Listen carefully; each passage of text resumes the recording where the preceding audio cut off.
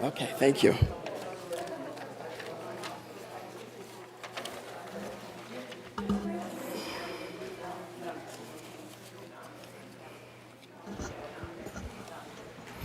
All right, welcome everyone. Please let's get settled so that we can begin.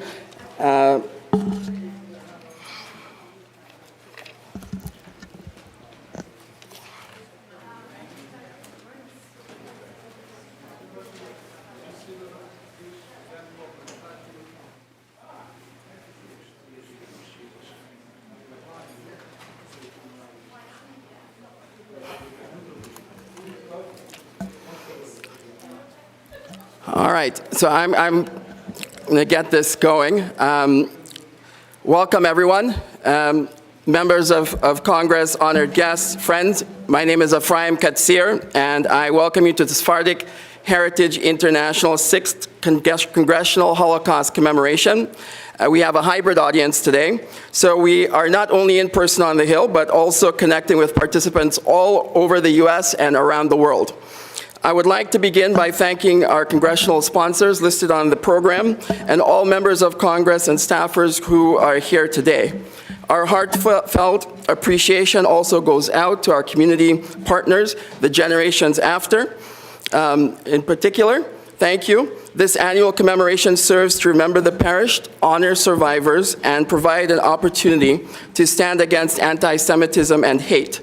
Today's art exhibition, presented by the Multicultural Jewish Arts Museum, MJAM, also honors the 25th anniversary of the signing of the landmark Washington Principles of Nazi Confiscated Art, which broadens the prospects for Holocaust victims and their heirs to recover stolen art.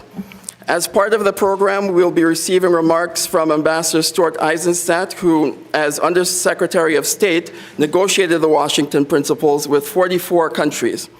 The Coming Out of Hiding exhibition also constitutes a soft launch of SHIN-DC's new Multicultural Jewish Arts Museum, aiming to strengthen Jewish diversity by exhibiting and maintaining artworks and hosting concerts that express multi-dimensional Jewish narratives linked to African, Asian, Hispanic, and American Jews and their communities. I'll now continue with some brief background for today's program. The theme is coming out of hiding, because all of the testimonies that we will have from survivors involve going into hiding and then living life after coming out of hiding. We pray. We're also acknowledge the situation that's going on in Gaza, and we pray that the war in Gaza achieves its goals quickly, particularly for the hostages to be returned after over 100 days, for the preservation of the lives of innocent people, the neutralization of the threat of Hamas, and also for Palestinians in Gaza to have a way forward with security, stability, and peace. The testimonies and art exhibitions that we are presenting today focus on the Netherlands. In 1940, at the time of the Nazi invasion of the Netherlands, the Jewish population totaled around 160,000 people, of which about 75,000 were residents of Amsterdam. The art exhibition Coming Out of Hiding features images by Anton Witzel, a non-Jewish Dutch artist, documenting a community of Jews who, throughout the Nazi occupation, held regular secret services for Sabbaths and Jewish holidays in Amsterdam at the home of Salomon Mendes Coutinho, the sexton of the Portuguese synagogue. The members of this hidden community, both Ashkenazic and Sephardic, were in mixed marriages under the Nuremberg laws. They lost their civil rights and had to wear the Star of David, but did not face deportation to death camps until after 1942. They survived and came out of hiding. And Reverend Salomon Vaz-Diaz, who is on today's program, is a product of the Jewish community in Amsterdam, particularly the Portuguese Jewish community. We now welcome to the podium Miss. See who we're starting with. The Congressman Mike Lawler.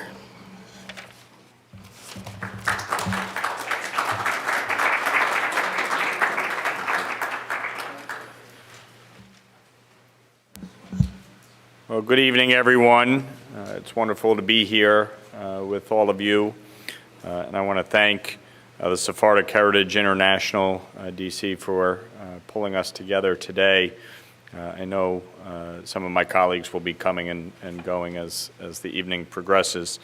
But we just came from a vigil on the steps of the Capitol to mark 103 days since October 7th and the terrorist attack on Israel, the greatest slaughtering of Jews since the Holocaust.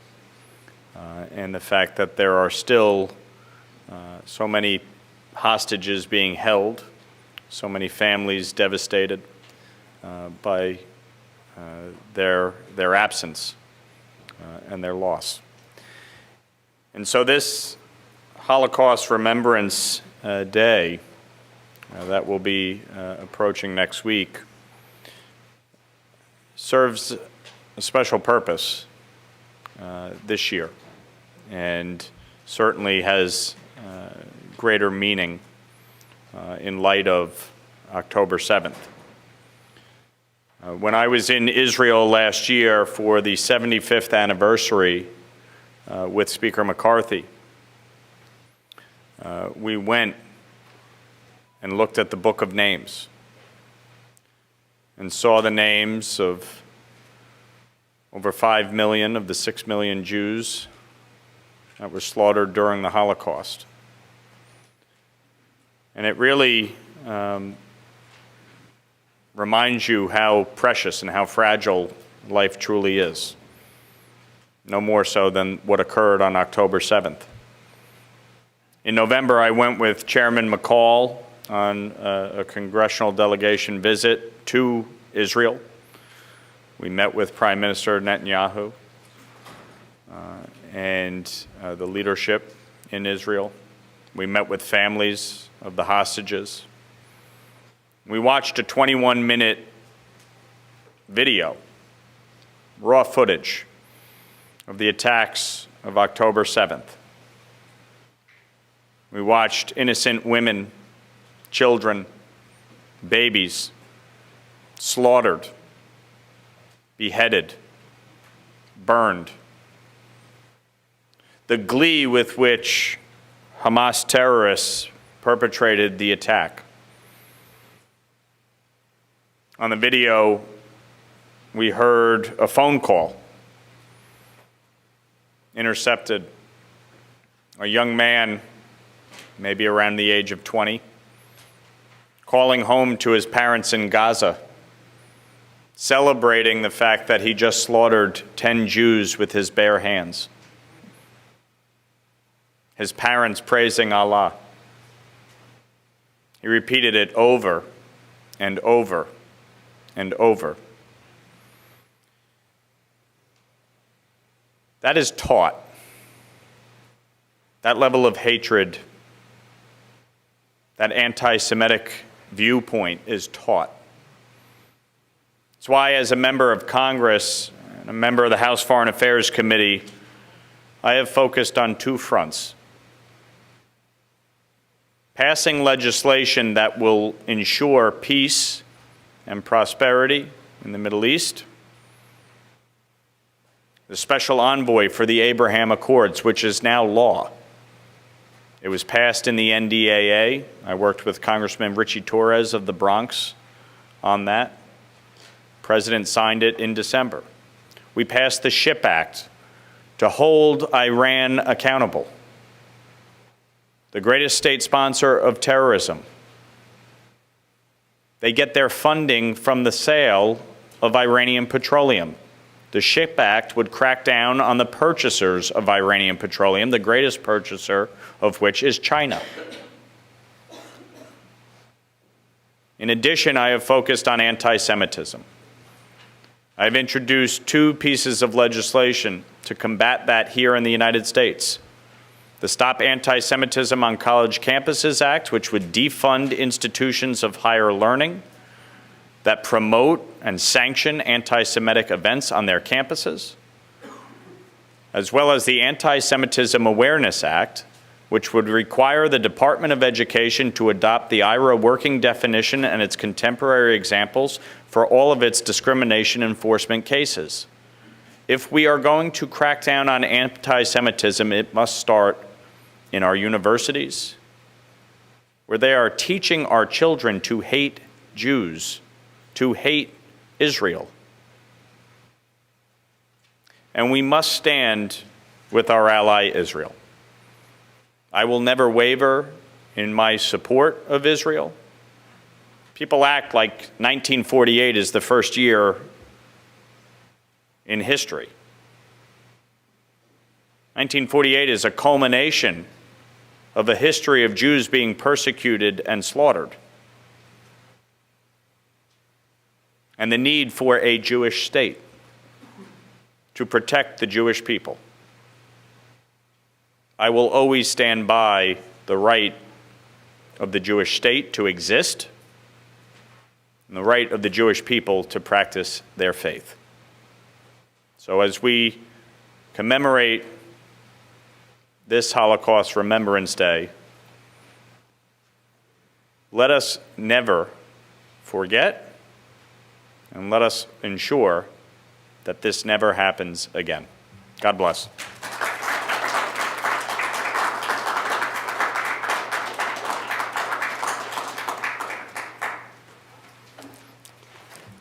Thank you, Congressman Lawler, for your most fitting words.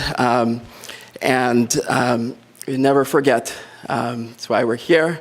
We'll now move on to our next speaker. We'll have Congressman Greg Landsman.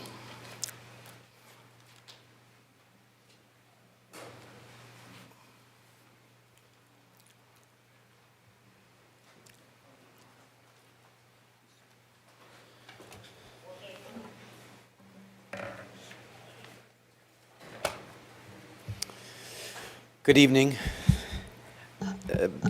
For those of you who don't know me, I'm Greg Landsman. I'm from Cincinnati, Ohio. And any Ohioans here? There you go. Thank you.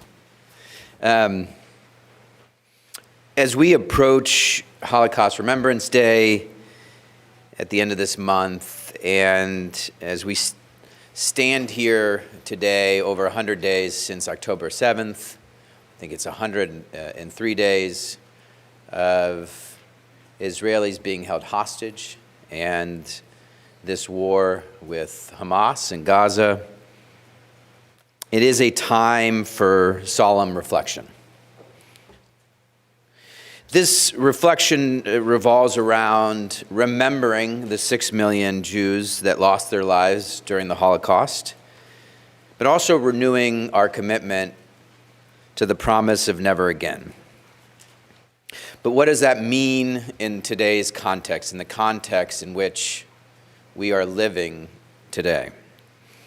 I am Jewish, and I have a master's in theological studies. I think there's only a few of us in Congress. And I've studied religion and Judaism, the role it plays in our lives, domestically, abroad, war, peace.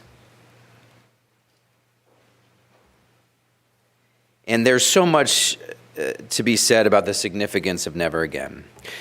The horrific crimes of the Holocaust, as you all know, did not arise in a vacuum. They were preceded by years of anti-Semitic propaganda that demonized Jews, dehumanized Jews, and convinced people that we were a threat to society. Today, we are witnessing a distressing, arguably unprecedented rise of extremism and anti-Semitism here and around the world. And it is not dissimilar to the kind of blood libel and the types of conspiracies that led to the Holocaust.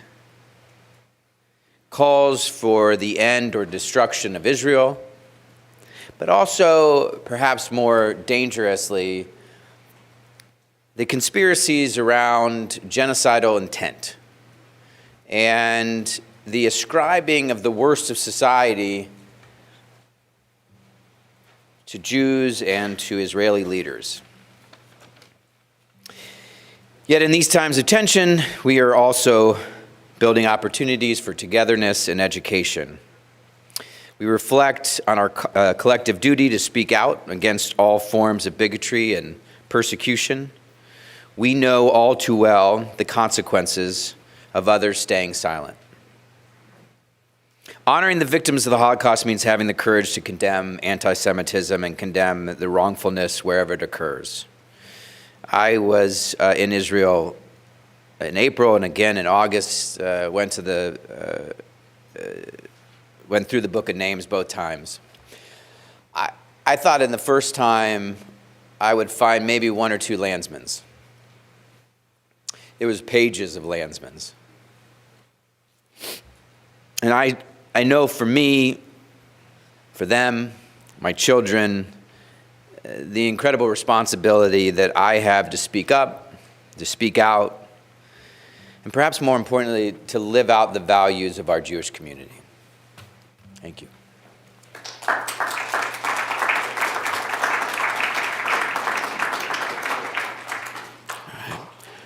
Thank you, Congressman Landsman.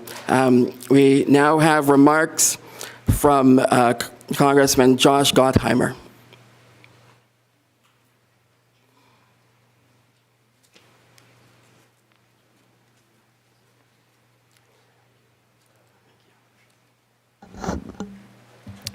Good evening. Thank you for welcoming me here this evening. It's an honor to spend time with you. I'm humbled, not just to be with my colleagues, and I know you've heard from so many, to remember the Holocaust and honor those taken and celebrate our survivors. It's an honor to be with some of the survivors here tonight, and their strength and resiliency, I think, strengthens all of us. It's good to see, I didn't see some of my colleagues here, Kathy and Dan. Thank you for both of your leadership. I should have acknowledged you right off the bat, so thank you. Thank you both. We remember today the 6 million Jews and millions murdered during the Shoah. We must always remember the Holocaust, of course, and recommit ourselves to the lessons learned. And we know today, unfortunately, as time passes and generations come, the memory of direct contact is further and further away, which makes what happened on October 7th, I think, so much, unfortunately for so many, I think so many of us feel, how could people not understand the connectivity between these two? How could people not understand that the Shoah was like yesterday, just a few years back? And then you see an atrocity like October 7th, which is beyond heinous, and you realize not only could it happen again, but in many ways it has continued. Both the treatment of Jews in America and around the world, but of course, how quickly people are to forget, right? The statistics about those who don't have no knowledge or have forgotten or have recreated the realities of what happened at the Shoah. And then we see just now people immediately recreating what happened on October 7th. Sorry, I didn't see you too, Congressman. On October 7th. And you realize that if we as a community don't stand up and shape and remind people not just what happened during the Holocaust, but what happened on October 7th, if we don't do that, years from now when we're meeting in this room, we will not just be standing together and saying we have to educate young people, next generation, about the Holocaust and the facts of the Holocaust, but that we'll have to actually educate our country about what happened on October 7th. And frankly, that's what I'm worried about when I see how quickly, because of social media and because of disinformation that we're facing in the world today, how quickly these things can be reshaped. But what you all know better than me or better than my colleagues is what happened during the Holocaust, what happened to millions and millions and millions of people of all ages. So I just want to say to you, thank you for giving us a forum today to remember, but also to remember our responsibility, our solemn responsibility, not just today, but for tomorrow as well. And with that, I will say thank you. We will continue to educate. We've got legislation like the HEAL Act and others which are committed to education. But the one thing that you can't educate people about is in here, without actually the work it takes from all of you and from all of us. So God bless you, and God bless your families. God bless and continue to watch over you. Thank you.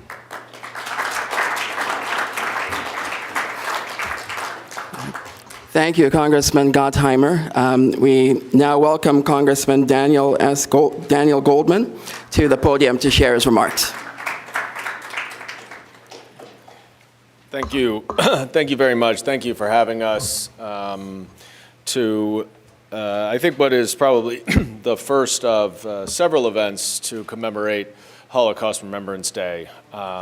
This one has a particular soft spot in my heart because my wife is Sephardic, Moroccan, member of the Moroccan Sephardic Synagogue in Manhattan, and so many of the stories of so many Sephardic and other Jews who went to such heroic efforts to try to save people during the Holocaust live on today. I am also the grandson of a young Russian baby who, with her 5 older brothers and mother, escaped the pogroms in the early 1920s and came here through Ellis Island, settled down first in Baltimore and then Washington, escaping anti-Semitism that ultimately would lead to the greatest genocide, the worst genocide in history.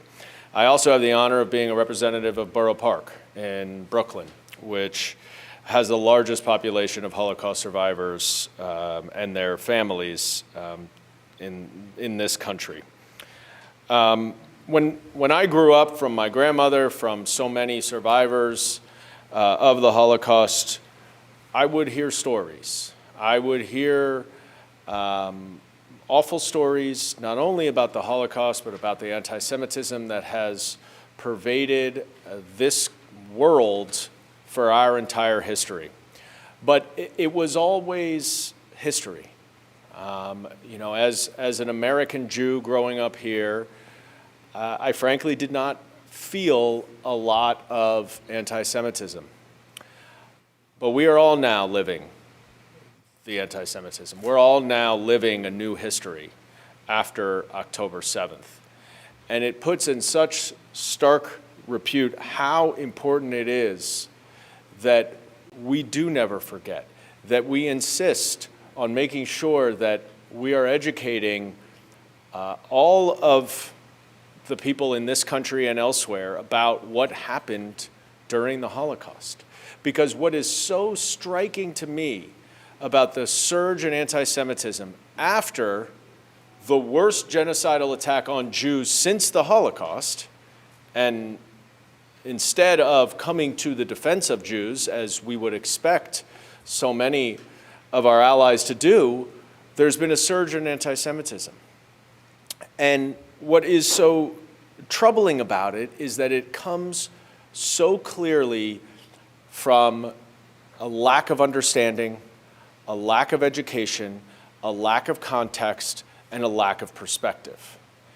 And that is exactly what we need to do with Holocaust Remembrance Day and with Holocaust education throughout our country. And I'm proud to have joined Josh's bill, the HEAL Act, which, if it's bipartisan, it should pass, if it could ever get to the floor, would provide substantial support for Holocaust education around the country.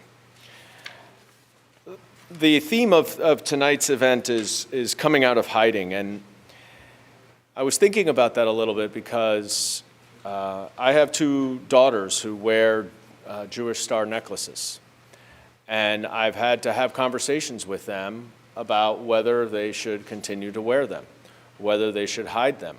I've had conversations with many friends who have considered taking their mezuzahs off their door. And in the end, I come to the conclusion that we cannot recede into the shadows. We cannot hide anymore. We have to lean in. We have to push forward. We have to work hard to engage and to make our values, our history, our culture, our religion understood by everybody else. And we as a identity, as Jews, have always persevered. And we must and we will persevere again. Thank you very much for having me.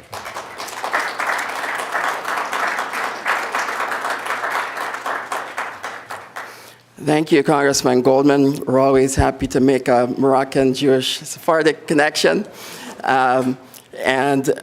We now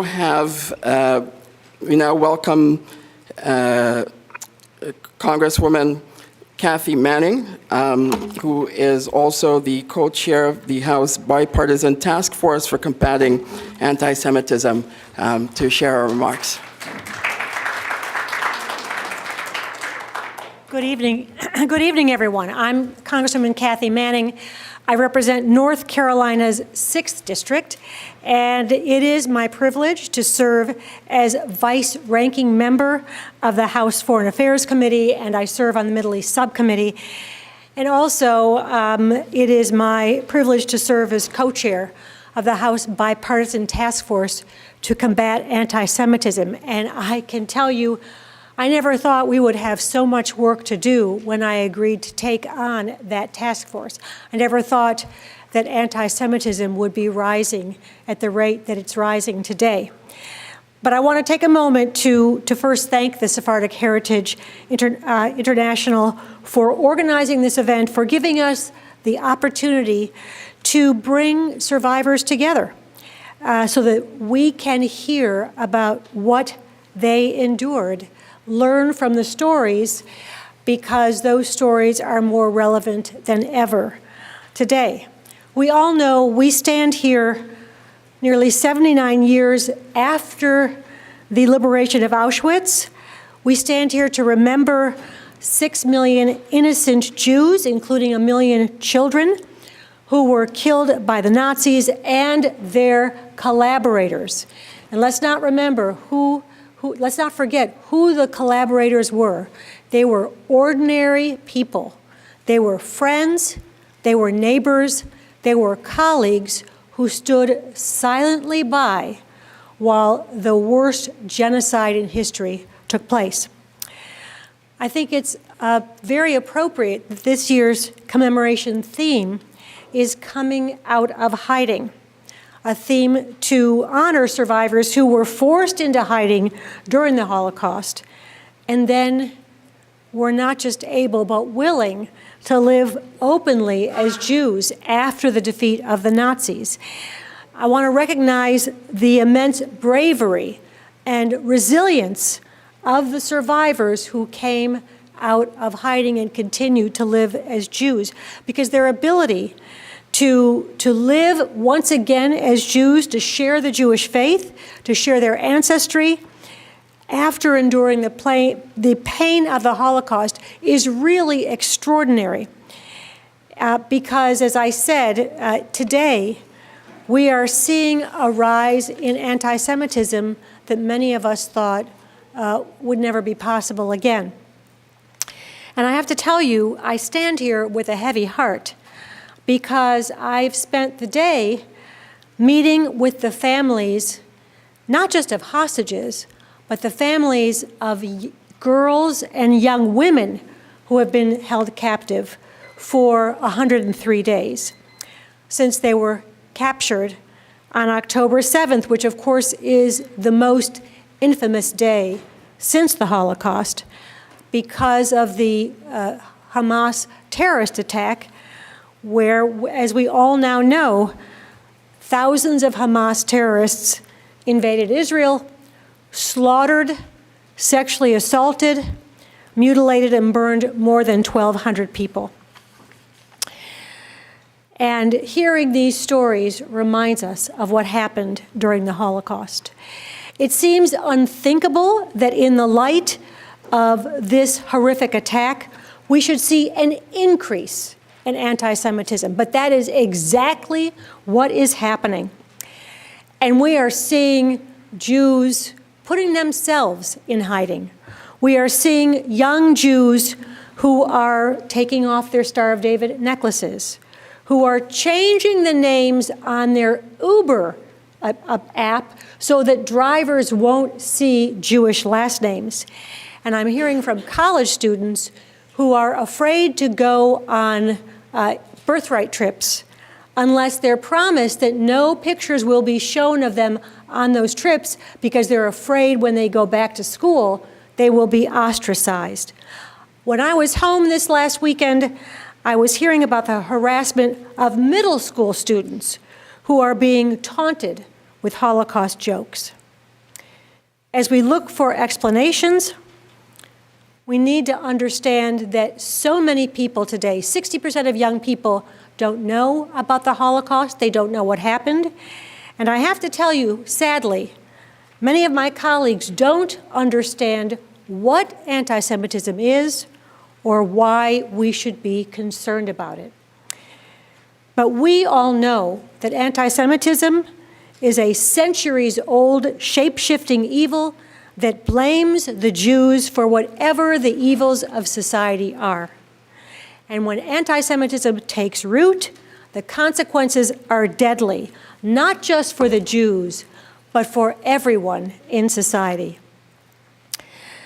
I want to tell you, as we grapple with the surge of anti-Semitism, and I am working on legislation with my colleagues to make sure we have the education we need, we take the steps to implement what's in the first ever U.S. national strategy to combat anti-Semitism. We must pass critical legislation in Congress. But we must continue to hear the stories from survivors so that we can bring alive today what happened when anti-Semitism went unchecked. I want to thank you to the Sephardic Heritage International.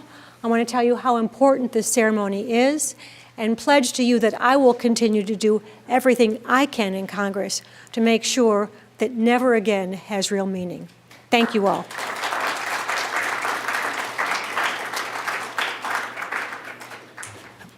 Thank you, Congresswoman Manning. We appreciate your pledge very much.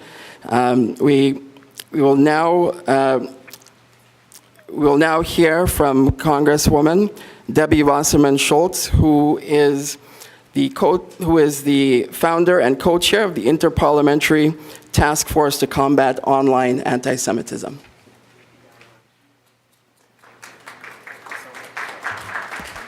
Thank you so much. Thank you. It's really moving and an honor to join you today to observe International Holocaust Remembrance Day. I am so grateful to the Sephardic Heritage International for organizing this commemoration, and I'm really heartened that the room is full and to be surrounded by friends and colleagues who understand the gravity of this situation and this moment. Gathering today, we honor the 6 million Jews who were murdered in the Holocaust and the countless millions of others who perished at the hands of the Nazis and their collaborators. We also pay tribute to those who resisted persecution under totalitarian rule, including and especially non-Jews who recognized our personhood and fought against oppression. We look back because we cannot forget. We cannot avert our eyes from the horror that humanity is capable of inflicting. And unfortunately, that is not a long ago occurrence. We see that happening before our very eyes in this moment. We look back to learn from the darkness of the past. And as so many Jews have come together repeatedly to say, the idea is to make sure that we never see those atrocities repeated again. When people doubt the truth of the Holocaust to begin with, the forewarning words, "never forget," lose all meaning. But as we reflect on the anniversary of the liberation of Auschwitz-Birkenau, we look ahead to an uncertain future and contemplate the unthinkable rise in anti-Semitism in the United States and around the world. The fact that Holocaust and denial are words still paired and uttered together by too many testifies to what we still owe to all those who were lost in this most horrific moment of human history.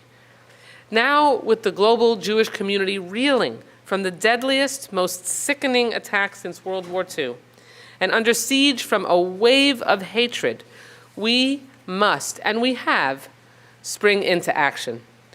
We must challenge institutions, organizations, and our own leaders to confront their role in the continued perpetuation of anti-Semitism in the modern era.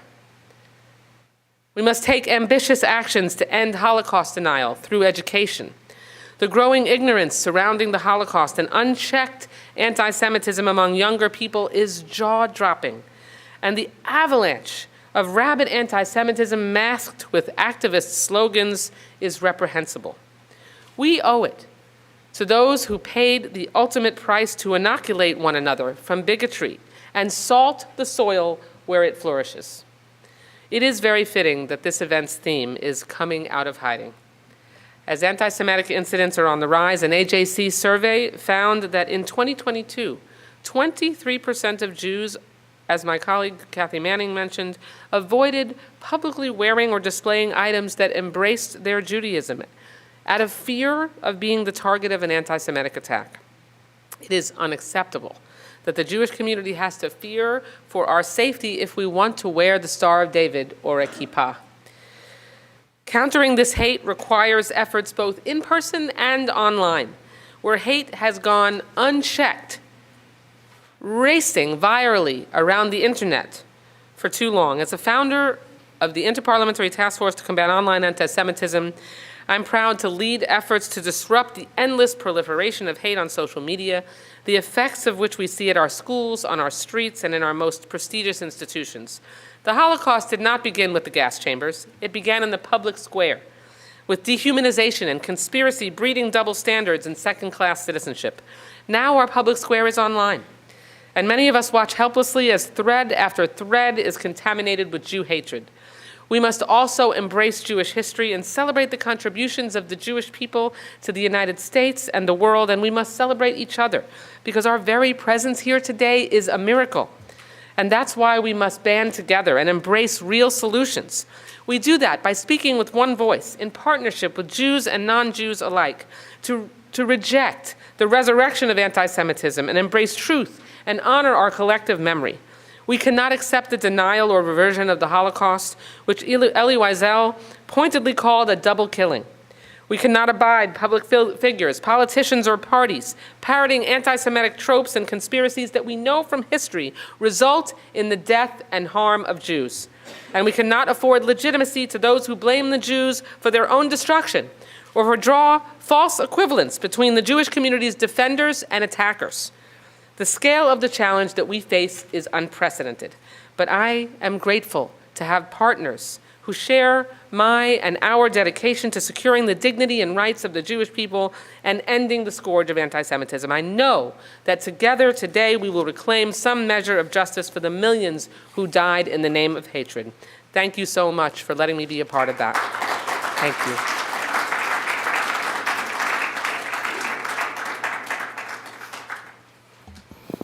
Thank you, Congresswoman Wasserman-Schultz. Yes, we need to celebrate the Jewish people, celebrate each other, and certainly we do need to work together. I appreciate that very much. We now welcome Congressman Tom Keene to the podium to share his remarks.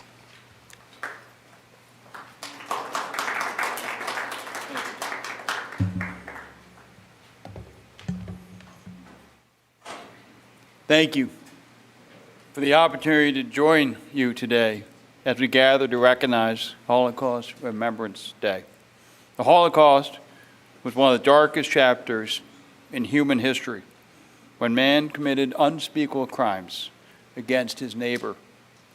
It is the responsibility of our generation and the generations to come to recognize the survivors who have borne witness to the horrors of genocide and have shown us the strength of the human spirit in the face of unimaginable evil. It is our responsibility to ensure that future generations learn the lessons of the Holocaust and that we stand up against anti-Semitism whenever and wherever it appears. Unfortunately, we see today that Israel and the Jewish people are once again engaged in a fight for survival following Hamas's evil, unprovoked, and cowardly attacks on October 7th, in which over 1,200 Israelis lost their lives. It saddens me to see the wave of anti-Semitism that has ensued from an attack that should have been easily, universally condemned by all peoples and all nations. We must stand with Israel and her right to defend herself. Thank you, everyone here Thank you for everyone here who has organized this event, who has brought us together. It is important that the Sephardic Heritage International in DC has launched the Multicultural Jewish Arts Museum.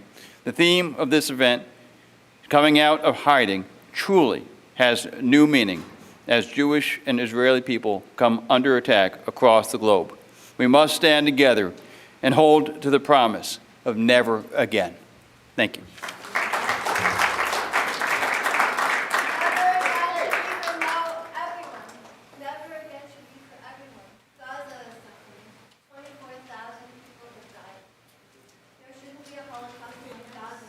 All right. We next have, we're going to continue with the program. Ask everyone who to please down. All right. Thank you. We now welcome, well, first of all, we thank Congressman Keane for his remarks, and we welcome Congressman Desposito to now come up to the podium to share his remarks. Well, thank you very much, and good evening, everyone. As we prepare to recognize Holocaust Remembrance Day, we must think to ourselves that every day should be Holocaust Remembrance Day. When I think about the days ahead and think about this day that we mark each year on our calendar, we must focus on the opportunity. For me, the opportunity that God, that Hashem has given me. My ability as a proud servant of the National Holocaust Museum. The opportunity it gives me to provide resources in every single corner of this nation to make sure that our young people understand the atrocities of the Holocaust, to make sure that it never, ever happens again. The opportunity that I have serving in the United States House of Representatives Knesset Parliamentary Work Group, sharing information, sharing intelligence, having conversations with our elected partners in Israel to make sure that Holocausts never happen again. To make sure that I use the opportunity as an elected representative to provide every single resource necessary to Israel, our greatest ally, so that they and we can succeed in this time. The opportunity and the theme of tonight, the theme of coming out of hiding. And many of my colleagues have shared the thoughts about coming out of hiding as Jewish Americans. Well, I am not Jewish. I grew up as a Roman Catholic. But I do represent probably the largest Jewish district of any member of Congress in the House of Representatives in New York. And prior to serving as a member of Congress, I was a proud New York City detective, going out each and every day to hold those accountable that violated people's trust and shared hate. And as a member of the Town of Hempstead Board, for those of you that know the town of Hempstead back in New York, it's actually the largest town in the United States of America, bigger than 7 states by population. We were the first town in the nation to put on our books anti-BDS legislation. And not only put it, but then implement it. And I will continue to do that work here in the House of Representatives, and I will tell you that over the last 14 months, I've had the opportunity to visit Israel 3 times. And I will tell you that my Monsignor is getting questionable. That was supposed to be a joke. We're allowed to laugh here tonight. But what it means is that you have members of Congress on both sides of the aisle that are fighting the good fight, that are working each and every day in a bipartisan fashion, and very often we see on TV what looks like chaos. There is some serenity in this chaos, and you have people, you've heard from some of them tonight, working so hard. So as we talk about coming out of hiding, let's also focus on the opportunities that we have to expose those who have been in hiding too long, those full of hate, those anti-Semites, who we will do everything in our power to expose them and make sure that they are out of hiding so that we could see them all and hold them accountable. God bless you all, God bless Israel, and God bless the United States of America.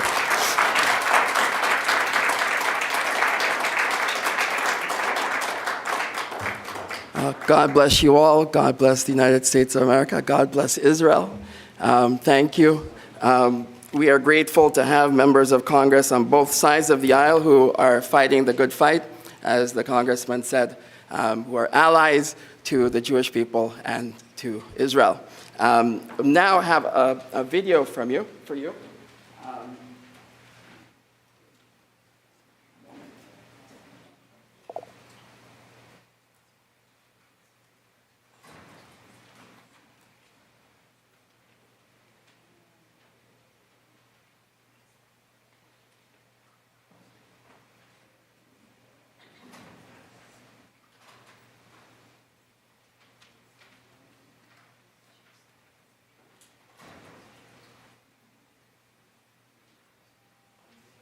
Okay. We'll now share a video from Congresswoman Elise Stefanik. Hello, this is Congresswoman Elise Stefanik, proud representative of New York's 21st Congressional District and chairwoman of the House Republican Conference. We are together today because never again is now. Since the heinous October 7th attacks on Israel by Hamas terrorists, the world has watched blatant anti-Semitism plague our public places and our institutions of higher education as Jewish and Israeli students across America are being harassed and physically assaulted simply for existing. To unearth the sources of this horrific anti-Semitism on campus, Congress called on universities.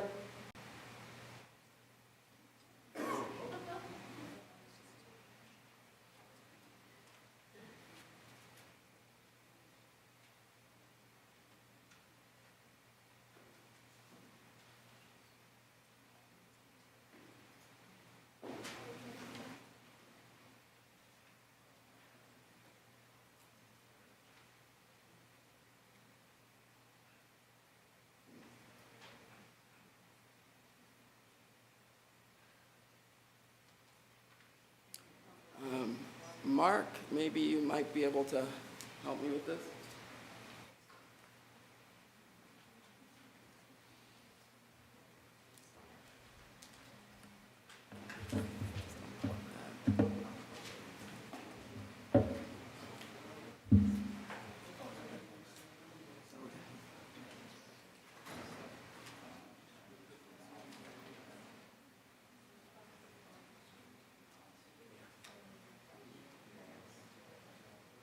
Congresswoman Elise Stefanik, proud representative of New York's 21st Congressional District and chairwoman of the House Republican.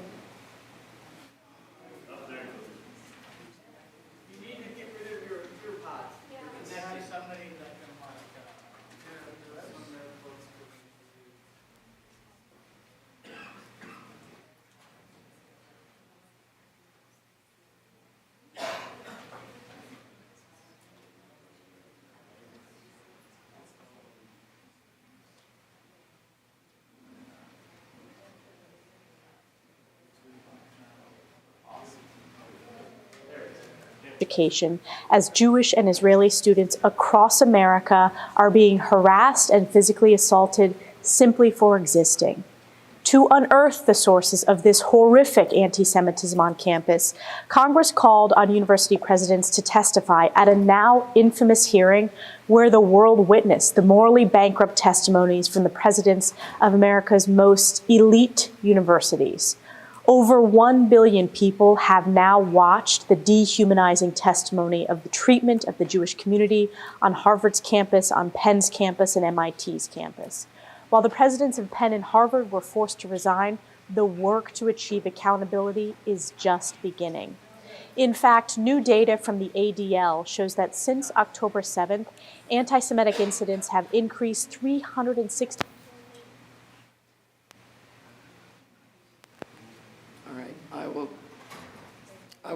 We'll share this at the end, and so we'll now continue with the next part of the program.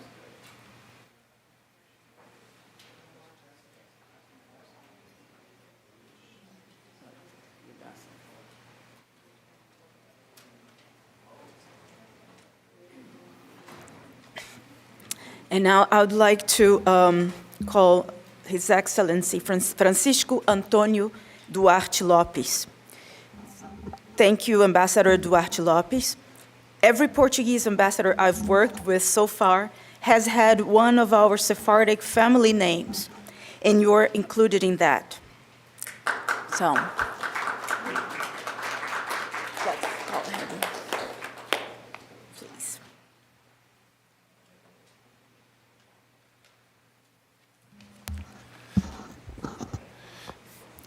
Thank you very much.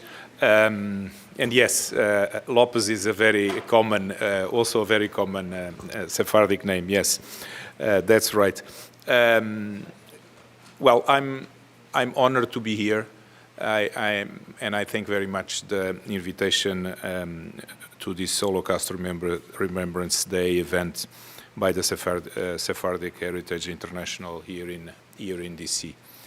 I'm going to speak just a little bit, short intervention, both about my country and also about some of my fellow Portuguese citizens around this theme of the exhibition called Coming Out of Hiding.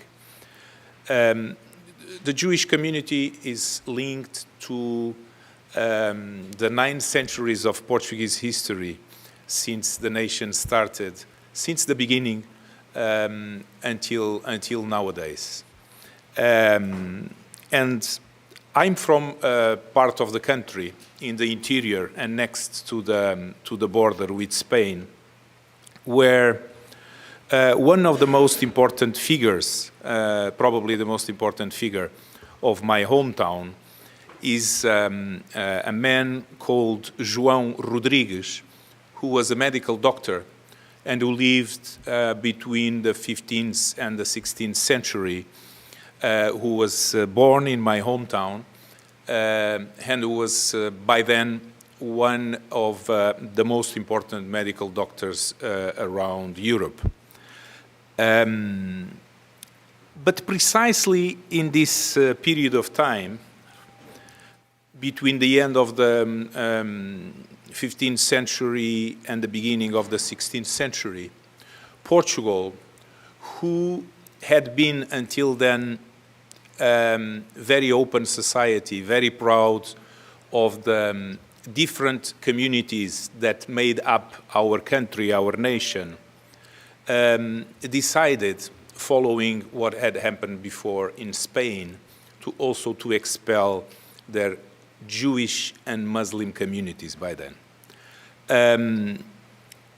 And there were, fortunately, other countries, other regions of the world that by then accepted these people, accepted them with open arms, societies that were by then, and some of them continue to be precisely open societies, like the Netherlands, and there's this very close connection between the Portuguese Jewish communities and the Netherlands, but also Denmark, also the Ottoman Empire, also Morocco, as it was mentioned here, also Cabo Verde. Some centuries after this expulsion happened, I'm very proud to say that, as many of you know, some years ago, the Portuguese Parliament, by unanimity, decided to grant Portuguese citizenship to the descendants of the Sephardic Jews that had been expelled by then. Fast forward, fortunately today, Portugal is I'm also proud to say, a very open society. By the way, some of these Portuguese citizens that reacquired the citizenship of their ancestors were also among the victims of the terrorist attacks of the 7th of October, and some of them already died as hostages. Fast forward some centuries to the Second World War. Let me now speak about some of my fellow citizens who played important roles during the Holocaust, during the Second World War. I will mainly tell you today about a fellow diplomat called Aristides Sousa Mendes, who was, in 1940, the Portuguese Consul General in Bordeaux. Faced with a lot of people that were knocking at the door of the consulate when the Nazi troops were approaching Bordeaux, he had to decide very quickly, and as he said, if he would follow his conscience or if he would follow his instructions that were very restrictive on issuing visas. And these people were in front of the Portuguese consulate, some of them sleeping there for several days because precisely they wanted visas to go to Portugal through Spain and then to go somewhere else, the majority of them precisely here to the US, to be sure, again, that they could come out of hiding. Aristides Sousa Mendes, this Portuguese diplomat, decided to follow his conscience and to issue visas, thousands of visas, the majority of them against instructions from the Foreign Ministry in Lisbon, because Portugal by then was a neutral country in the Second World War. So what happened to him after issuing these visas, saving thousands of lives, mostly of Jews, but not only of Jews, of persecuted people? He was expelled from the Foreign Ministry. He was given a very reduced pension, and he died after some years in a very, very difficult, very dire financial situation. Like him, there were two other Portuguese diplomats, both posted in Budapest, who also saved some Jews, as other diplomats from many other countries around the world. And both Aristides Sousa Mendes and the Portuguese ambassador in Budapest, Ambassador Sampaio Garrido, are recognized today as writers among the nations by the Yad Vashem Museum. Similarly, there was a Portuguese Catholic priest in Rome who is also recognized as writers against among the nations, by the Yad Vashem, who during the Second World War decided to hide in his house several Jews that because of that act were saved. I'm of course very proud that these four people were Portuguese citizens. I'm very proud, especially that some of them were Portuguese diplomats.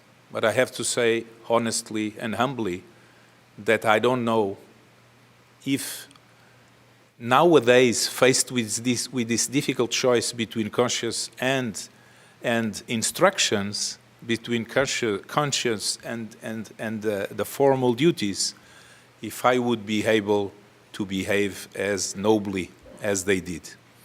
I leave you with these references to my fellow citizens, some of them fellow diplomats, hoping also that we extract some lessons from the behavior of these noble people, and nowadays we would all be able to protect people that are persecuted, to protect innocent people, and to protect people that are victims of terrorism and of violence everywhere in the world, whatever the ethnicity, whatever the religion, whatever the country of the region they are coming from. Thank you very much.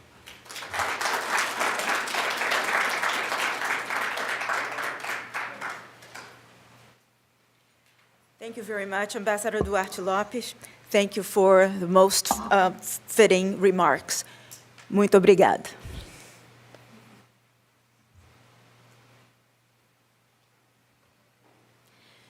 We will now turn the program to our keynote speaker, Louise Lawrence Israels. She is a Dutch survivor, and she resides in the state of Maryland.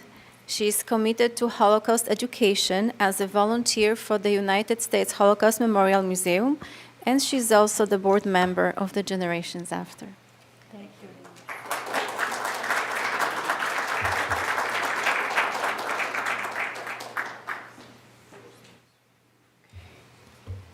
Good evening. It's an honor to be with you this evening. My name is Louisa Lawrence Israels, and I am Dutch. I'm also American, but I'm Dutch. My country, the Netherlands, was invaded and occupied in 1940, and May 1940. I was born in 1942 in the town of Haarlem, what is about 15 miles away from Amsterdam. And my parents lived a quiet life with my 2-year-older brother in a small house.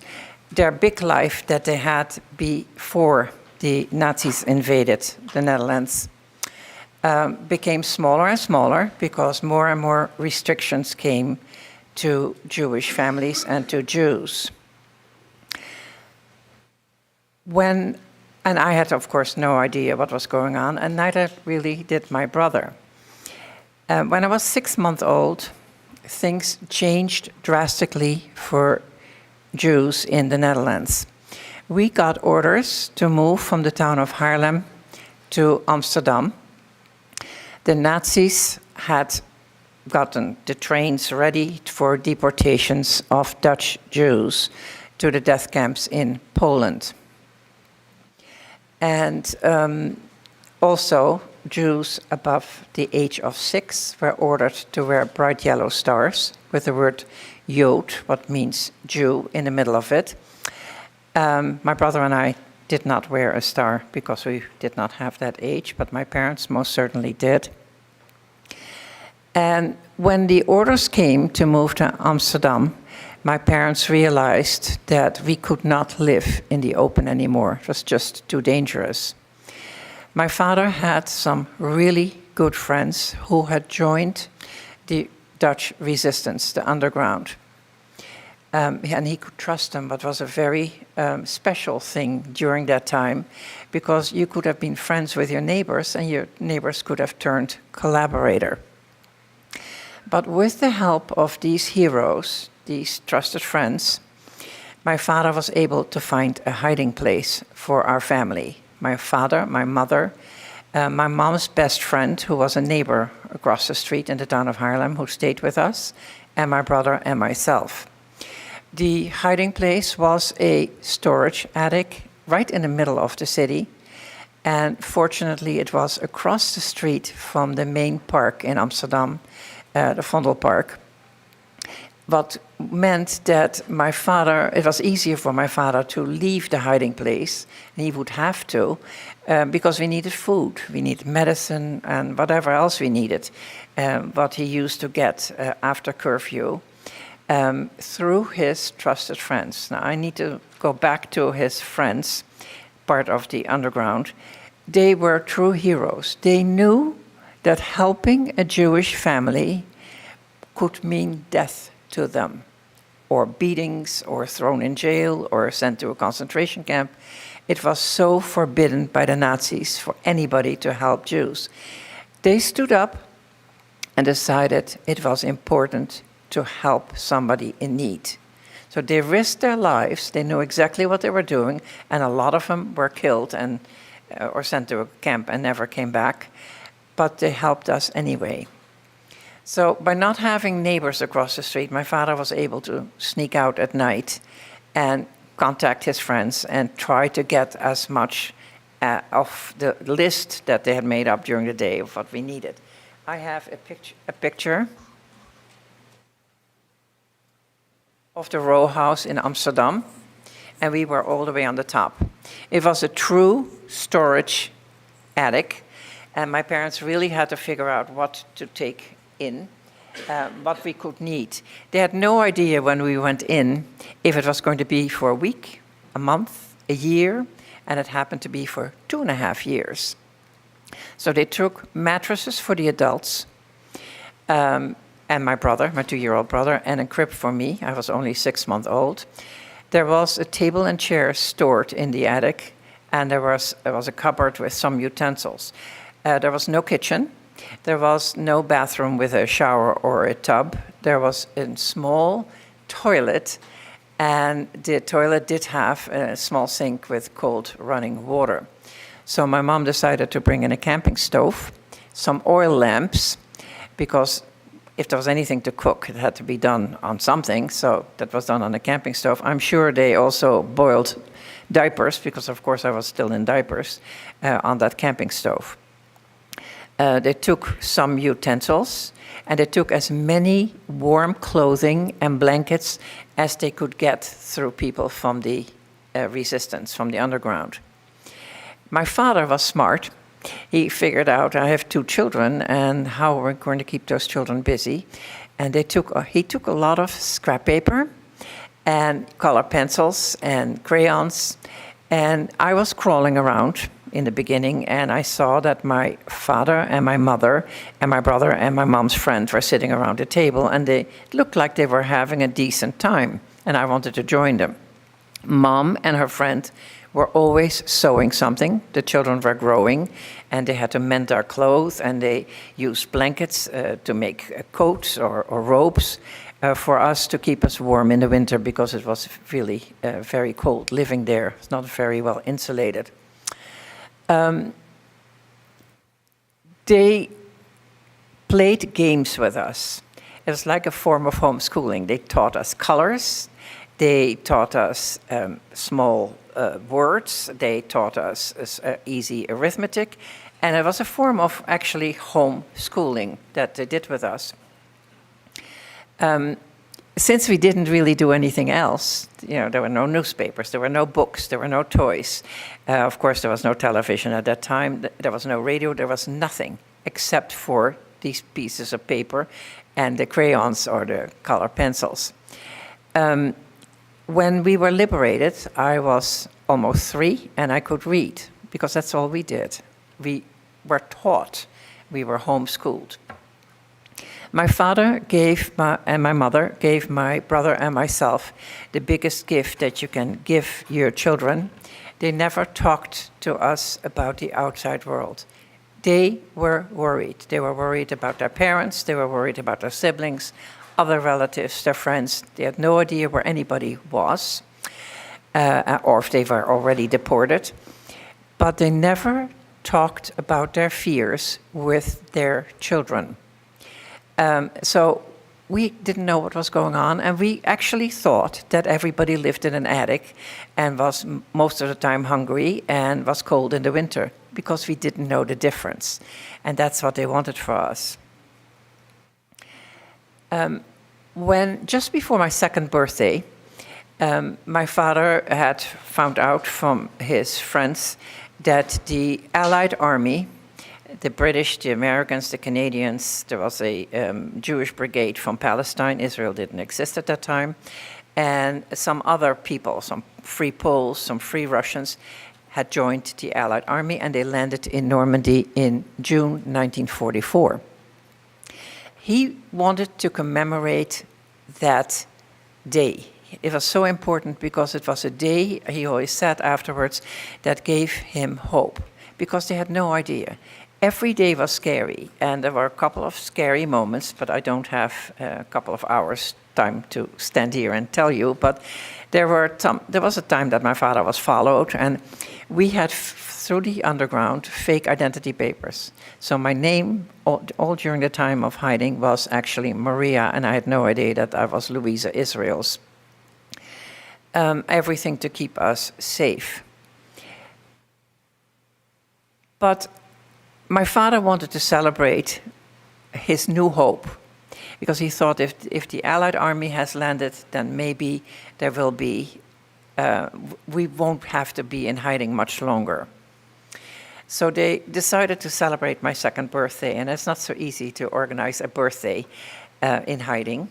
It has to be, they needed about a month to do it. My mom cut up an old blouse and made a beautiful birthday dress for me. Her friend made a Raggedy Ann doll for me.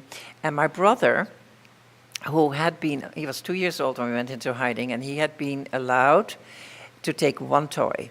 And he had taken a wooden pull horse, a little wooden horse on 4 wheels, that he paraded around if he didn't sit around the table. And I was allowed to look at it, but I was never allowed to touch it. But he was going to wrap it and give it to me on my birthday. One of my father's friends in the underground came with some other things, and he came also with a camera, and he said, we'll take a picture of the birthday girl, and if she survives, then I'll make sure that she has it.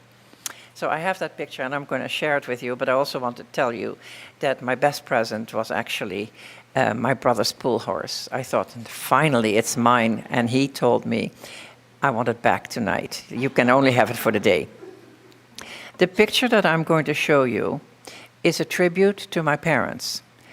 They were worried about everything else, but mostly about their children, and their big wish was that their 2 children should stay together and would survive.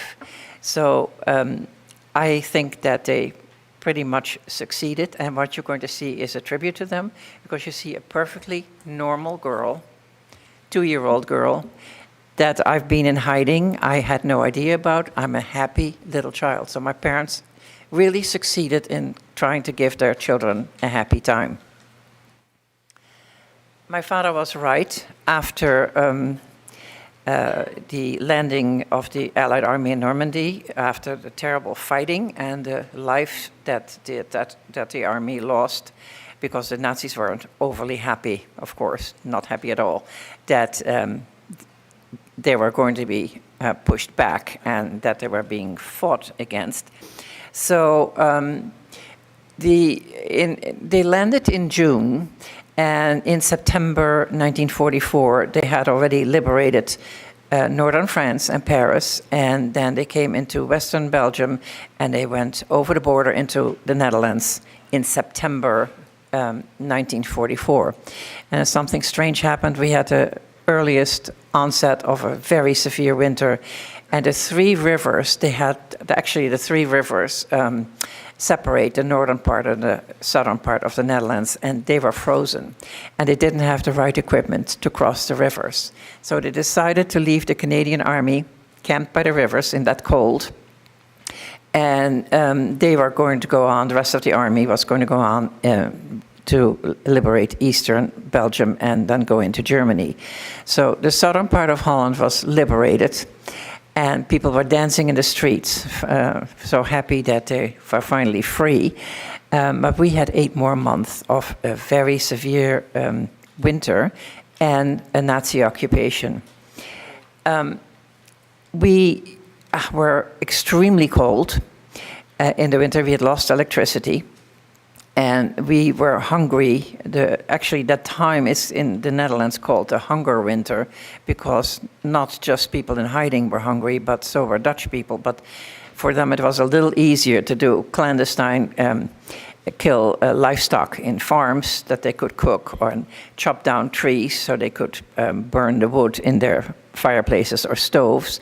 But we in hiding couldn't do that. And one of my memories that I'll share with you that I remember so well is being so cold in that attic that our hands and feet got chilblains. Chilblains still exist today, but there is a cream for it, and of course we have heated cars and heated houses, and it doesn't last long, but it is extremely painful.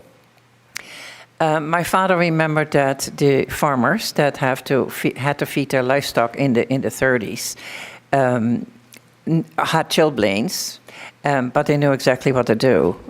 Horses and cows' urine, the uric acid, can alleviate the pain, and they just used to put their hands and their feet in that urine. Of course, we didn't have horses and cows upstairs in the attic, but what my father made us do is pee in a potty before we went to sleep, and we put our hands and feet in our own pee-pee. We were not told it's yucky and disgusting, but the pain went away, so we could go to sleep without pain.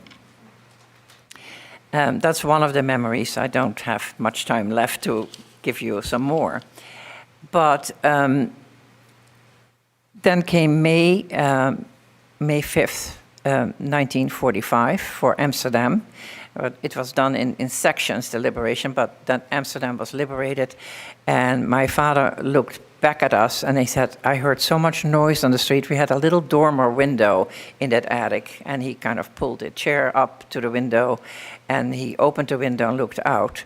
And he said, it looks like we're free. And of course, my brother and I had no idea what that meant. My father had some emergency food and he was hungry, so he went to the cupboard and miraculously, there was one round tin left with tape around it with special nutritious cookies that he had baked a month before. And he ate some of the cookies and said to all of us, you can have as many as you want now, because he knew once we were liberated that actually the food supply lines would be opened and food would come in. So our stomachs were so little that we could only eat really one cookie. But my brother said, so meaning free, the meaning of being free means really eating cookies. We had no concept. My parents tried to explain to us as much as they could. And after a couple of days, we went outside and my father told us, my brother and myself, to follow him down the stairs. We walked down 4 flights of stairs. My brother and I held on to each other for dear life. We had no idea what to expect. We were so scared. And my father opened the front door and we walk on the sidewalk and we are blinded by the light of the sun. What was very scary. And my brother started crying right away and I mimicked everything that he did. So I cried too. And my brother said, if this is what it means, if this is the meaning of being free, I don't want to be free. I want to go back upstairs.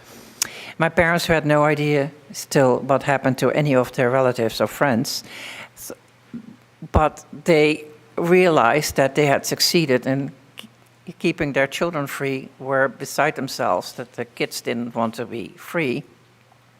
But we had no concept. So they did a lot of explaining, and then we went out again for a walk, again crying. Lots and lots of Dutch people on the street. So happy that we were finally free. People were embracing Canadian soldiers because we were liberated by the Canadian Army. And they were climbing on tanks and they did all kinds of stuff. And we are standing there and we're crying till one of the Canadian soldiers came over and talked to us. I have no idea what they were saying, or what he was saying, because I didn't speak English. But he gave us a Hershey bar. Well, the first time that you eat chocolate is magic. So we couldn't eat the whole bar. We took it home, and the next morning, my brother, the wimpy crier, but he jumped off his mattress and he said, I want to go back outside. He wanted more Hershey bars. So that was for us coming out of hiding, not really understanding what it was all about. My parents made some decisions. They wanted their children to be free. We also left for a couple of years and moved to Sweden, about 2 years after the liberation. But they wanted us to be free children without any fear. What meant they didn't want to have anything to do with religion. Even with the last name of Israel's, they still didn't want to have anything to do with religion. And I found out that I was Jewish when I was 9, when somebody on the street asked me if my parents had a Christmas tree, and I didn't really know what they meant. But, and then I went home, and she said, oh, that's a good thing. You shouldn't have a Christmas tree because you're a Jew. And I came home, and my parents had to explain what that meant. But they said, but we're not part of it, and we're not doing anything religious. And I was a very inquisitive child. I wanted to know what it all meant. But I couldn't ask my parents, because if I opened my mouth and asked the wrong thing, I would get a look, and I knew that I couldn't continue asking. I did ask my mom's best friend, who I was very friendly with, and then I decided, my parents had 3 more children after the war, so I was one of 5. And I decided when I was 15 that I wanted to know more about Judaism, and I called a rabbi, and he told me to speak to my parents. And I waited another year, and then I finally did. And I chose that I wanted to learn what it meant to be a Jew, and I wanted to have the tradition and the religion. I'm the only one in the family. My family still doesn't really want to talk about it. I was brought up with a lot of hatred towards anything German, anything. You know, if my boyfriend had an Volkswagen and would park the Volkswagen in front of my parents' house, that would have been the end of the boyfriend. They felt very, very strict. When we moved to the Washington area in about 30 years ago, the Holocaust Museum had just opened. And I was looking, our children had all left home, and some of them were married, and I was looking for something to do, and I thought maybe it would be a good fit to start volunteering at the museum, and I've been there for 30 years now. But I had to go home and talk to my father, who was still alive at that time, and explain to him what I was going to do. And he gave a pretty strange answer for parents who never talked about anything, never even talked about relatives.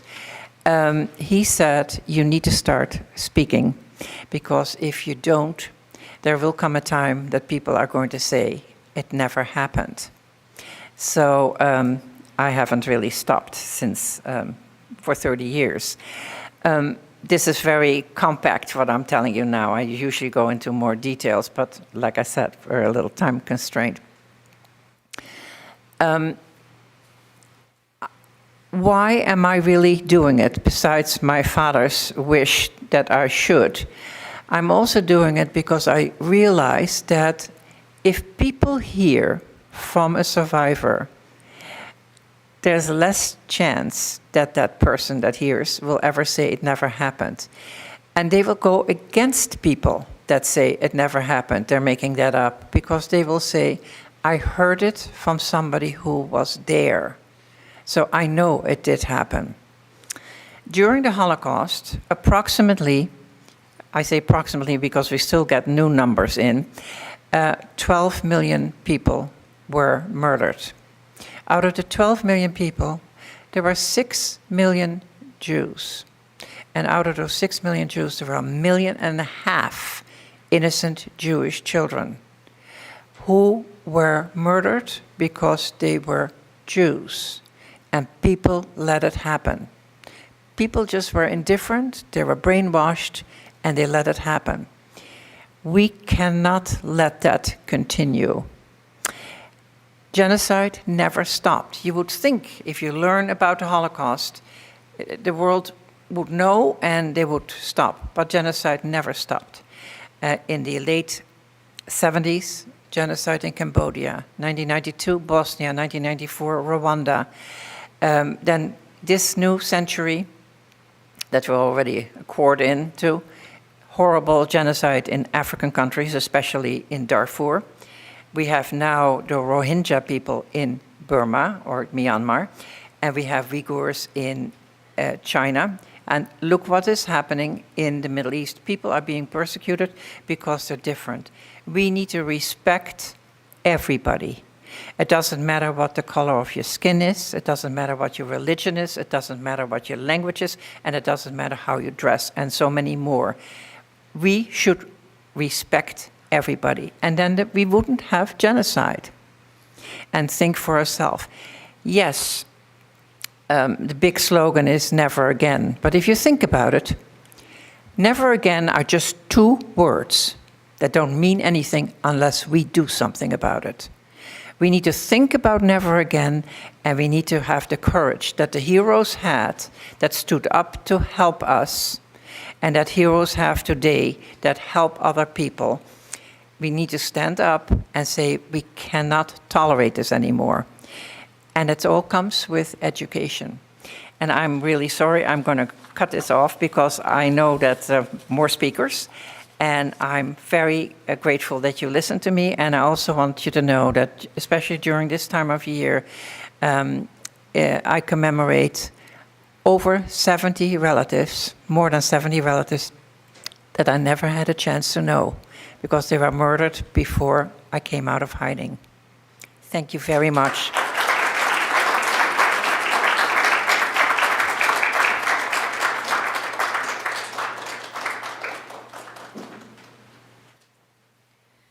Luis, thank you very much for your moving testimony.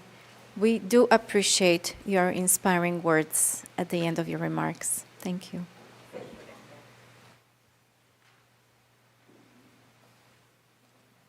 Thank you.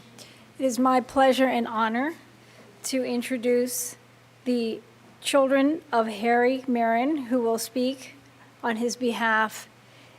Harry was another Dutch Holocaust survivor, and he is represented here today by his son David Marin and his daughter Debbie Rumanoff.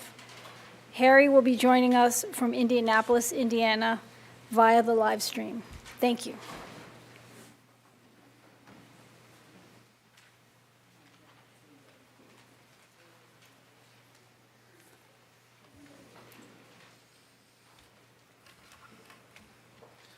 So we're two of the three children of Harry Marin, who is a Dutch Jewish child Holocaust survivor. Really our focus today is just on his story and his experiences in the Holocaust, so it's not going to be very long. When the Nazis invaded the Netherlands in May 1940, there were approximately 140,000 Jews that were living there. This number included 15,000 German Jews who had fled there to escape Nazi persecution. So our grandparents, Mark and Margaret Marin, were among those German Jews that had fled to the Netherlands. Their story was documented in an interview conducted in the 80s, and it's located in the archives of the United States Holocaust Memorial Museum. Of the 140,000 Jews that had been living in the Netherlands, 75% perished in the Nazi-perpetrated genocide. Our father, who was born in December 1941 in Amsterdam, was born in December of 1941 in Amsterdam.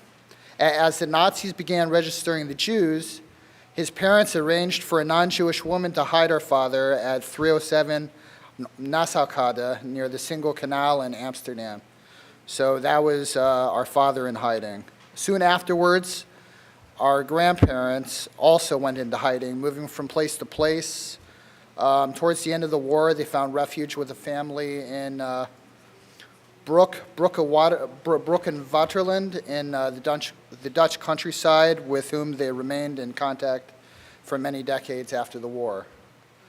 In June 1944, someone betrayed our father's hiding place, and the 2.5-year-old child was taken by the Nazis to Westerbork, a transit camp for the Dutch Jews, and it's located in Northern Holland.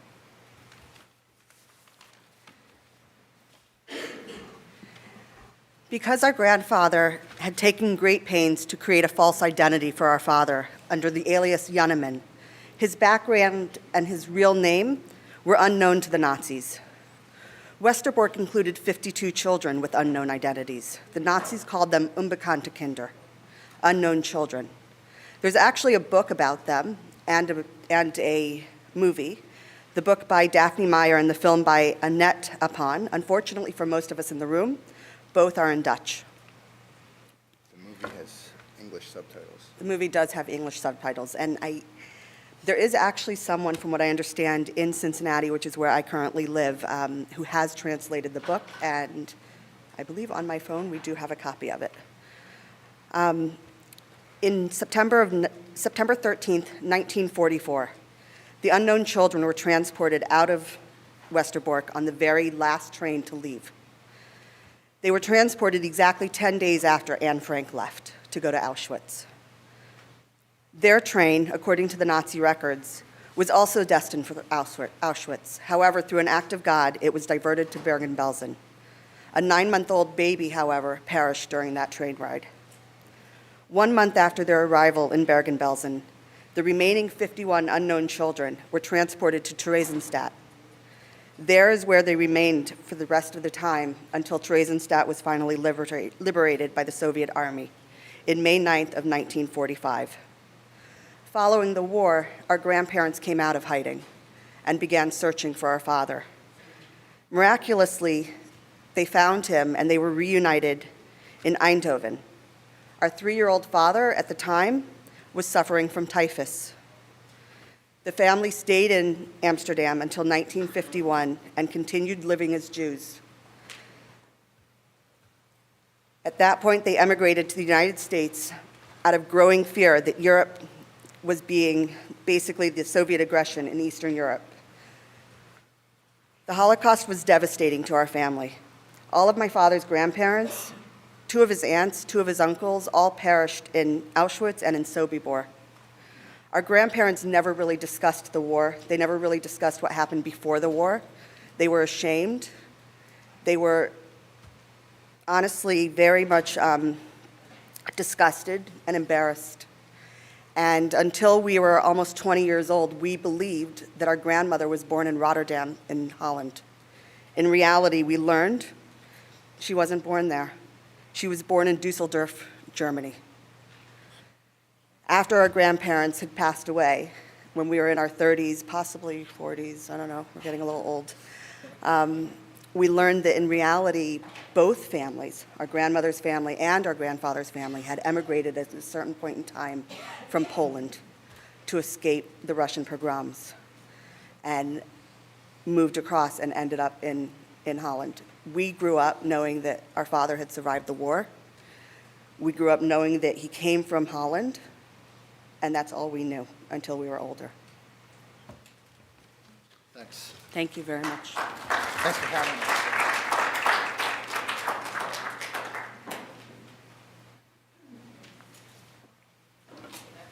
Thank you, David and Debbie, for sharing your father Harry's inspiring story and for giving him joy by making sure that his narrative is not forgotten here in the nation's capital. And thank you for making the trip from Indiana and Ohio to do so.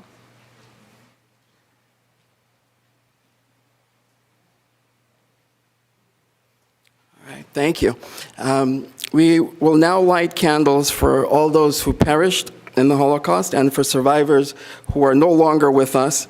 As I call the names of honored guests for the memorial candle lighting, we ask that you please come to the front and please do not begin lighting until Reverend Vazdias begins saying the Hashkabah, which is the recitation for remembrance. Each embassy or congressional office will light one candle together. So I like to ask all of our survivors who are here to please come up. Louisa Lawrence Israels, Albert Gary, Ruth Ellenberg Eisenberg, Robert F. Tidal, Miriam Zuarez, Vivian Hayun Bloodworth, Bryn Huri. We have online Uri Barnea, and also Rona Zinger, who's at the Jewish Holocaust Center in Melbourne, who's a survivor from Lithuania.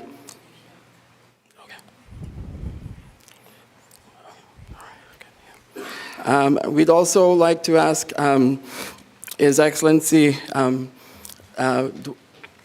Ambassador Duarte Lopez to please also come up. Are there any survivors in the room that I have missed? Okay. All right, and we'll now have the Hashkabah, the memorial recitation from. Where's my speech? Where did it go? I don't know. Someone was here. Just give one moment. There's a big pile of paperwork. Did someone remove some papers from on here? Look, give me a moment. All right, so you can begin lighting, and Reverend Vazdias will begin the Hashkabah. You just, when he's able to. Just one moment.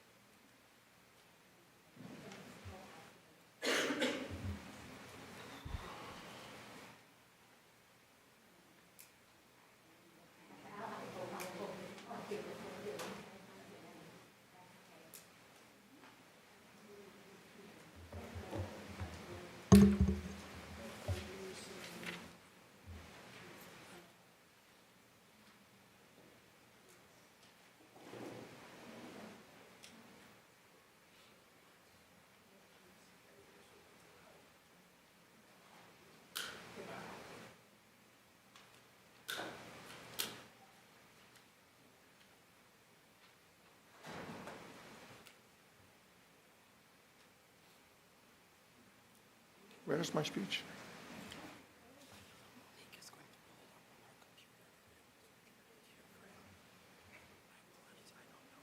It was right here, I left it here.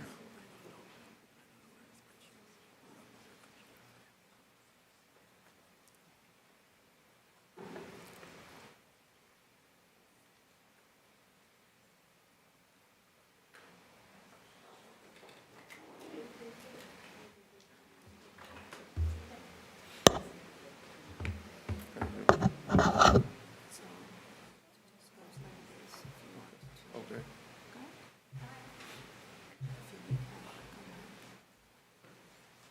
I don't know how to deal with this. I need to concentrate on standing next to me, please. Top, please rise. Top שמי שמן טוב, מיום המוות מיום היוולדו, סוף דבר הכל נשמן, את האלוהים ירא ואת מצוותיו שמור, כי זה כל האדם, יגנזו חסידים בכבוד, ירננו על משכבותם. מנוחה נכונה משבן עליונה, תחת כנפי השכינה, במנהלת קדושים וטהורים, כזוהר הרקיין, מאירים ומזהירים, וחילוץ נצמים, וכפרת אשמים, והרחקת פשע, והקרבת ישע, וחמלה וחנינה, מלפני שוכן ממונה, וחולקת הבא לחיי העולם הבא, שם תהא מנת ומחיצת וישיבת נפש השם הטוב אל כל הנשמות של 600 רבבות אלפי ישראל, חללי השואה, אנשים ונשים, ילדים וילדות, כולם קדושים וטהורים, בהם גאונים וצדיקים, ארזי הלבנות ואדירי התורה, שנהרגו ונשחטו ושנשרפו ושנקבחו ושנחנקו חיים ושנספו על קידוש השם ביד המרצחים הגרמנים ונוזריהם משאר העמים, באושוויץ, ברגן-בלזן, דכאו, מיידנק, מאוטהאוזן, סוביבור, טרז'נשטאט, בטרבלינקה ובשאר מחנות השמד בגלות אירופה. רוח אדוני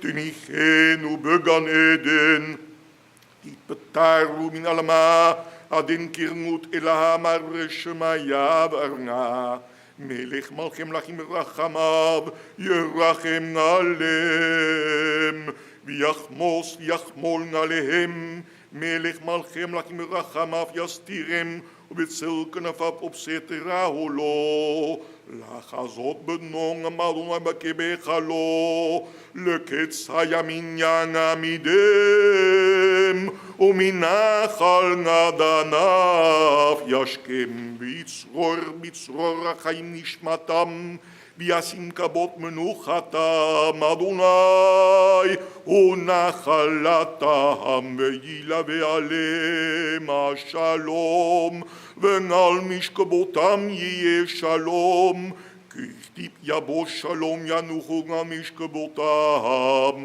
הולך נכוחוהם וכל שוכבי עמו ישראל בכלל הרחמים והסליחות. Begin je wat zon we nog maar. Amen. Please be seated.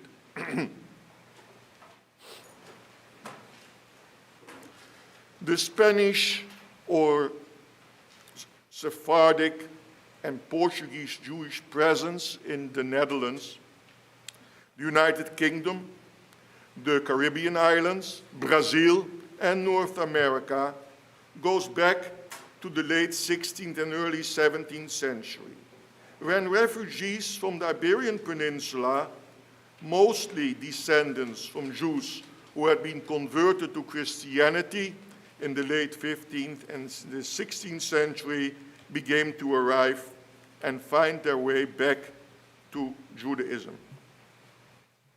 Can you help me?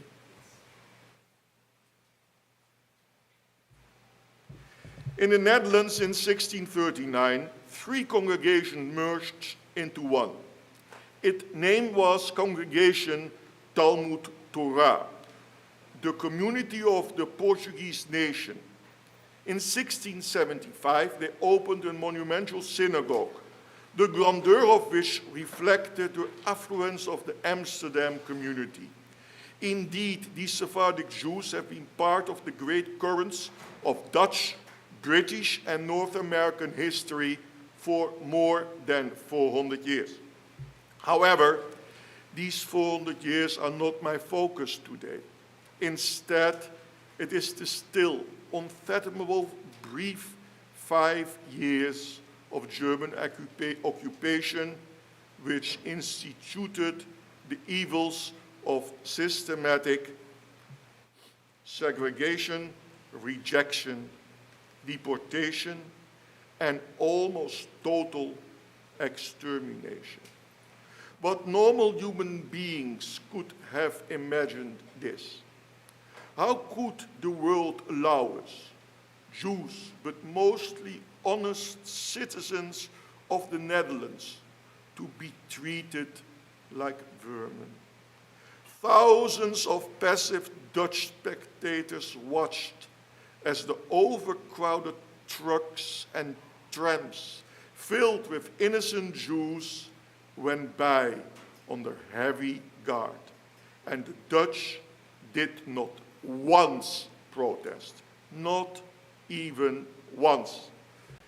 We, the immediate descendants of the people who suffered the horrific consequences of forced conversion to Catholicism and atrocities executed by the Inquisition, while we had received civil rights under Emperor Napoleon Bonaparte and President George Washington, were once again segregated and murdered. On September 15, 1935, the German government enacted the Nuremberger laws because they wanted to put their ideas about race into law. They believed in the false theory that the world is divided into distinct races that are not equally strong and valuable. The Nazis considered Germans to be members of the supposedly superior Aryan race, the strongest and most valuable race of all. According to the Nazis, Jews were not Aryans and belonged to a separate race that was inferior to all other races. The Nazis believed that the presence of Jews threatened the German people, and in order to protect and strengthen Germany, they had to separate Jews from Germans. The Nuremberger laws were an important step towards achieving this goal. Now, I must turn to a subject that is amongst the most fraught in the annals of the Netherlands, namely that of the exemptions. From 1942 until 1944, these exemptions seemed a question of life and death for all Jews. In the very end, even exemptions proved most of the time worthless, although I would not have been standing here today if not for these same exemptions. in 1942. Few could have known that. The trustees of the congregation in Amsterdam did their utmost to avert chaos. The congregational head offices were reorganized into a genealogical research center. Hence, the trustees became involved in a dance macabre with Satan, calling the tune. A small but growing group of privileged men and women emerged above the mass of ordinary Jews. After the spring of '42, congregants could apply for exemptions. These were 5 categories of exemptions. If approved, the identity card would be stamped with the inscription bis auf weiteres freigestellt vom Arbeitsinsatz, exempted from labor service until further notice. Sephardim were given a stamp on their ID cards in the 10,000 series if they applied for immigration to Portugal, and in the 30,000 series for those whose descent was under investigation by the German authorities. To get that, one needed proof or at least 7 Sephardic great-grandparents. The Dutch historian Jacques Presser wrote, and I quote, "It is yet another example of the way the Germans played the cat and mouse game with the Jews. Their main objective was to get rid of the Jews smoothly and by stages, so as to cause the minimum disruption in Dutch public life. To do that, they needed the cooperation of the victims themselves. By granting temporary privileges and exemptions to some, they succeeded in liquidating the rest without too much fuss or bother. In the Netherlands, resistance among those of Sephardic descent was part and parcel of the common struggle against the enemy. But while the population at large could resist or submit, Dutch Jews could only choose between deportation to an unknown place and resistance. It is of utmost importance that you understand the circumstances and the time that these events occurred. Spanish and Portuguese Jewry, which in desperation to avoid deportation, claimed to be of non-Semitic origin, and therefore not linked to the Jewish race. One of the most promising developments to their aid was the compilation of the report entitled Die Herkunft der sogenannten Portugiesischen Juden, which means the origins of the so-called Portuguese Jews. The report consisted of 8 chapters and quoted such authorities as Houston Stewart Chamberlain, who spoke highly of Sephardim while having nothing but scorn for their Ashkenazic co-religionists.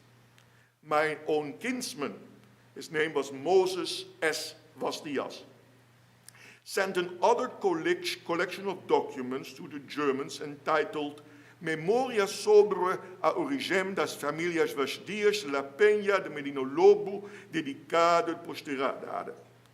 The point of this document was to demonstrate how hefty and a mixture of West Gothic blood flowed in our family's ancestry.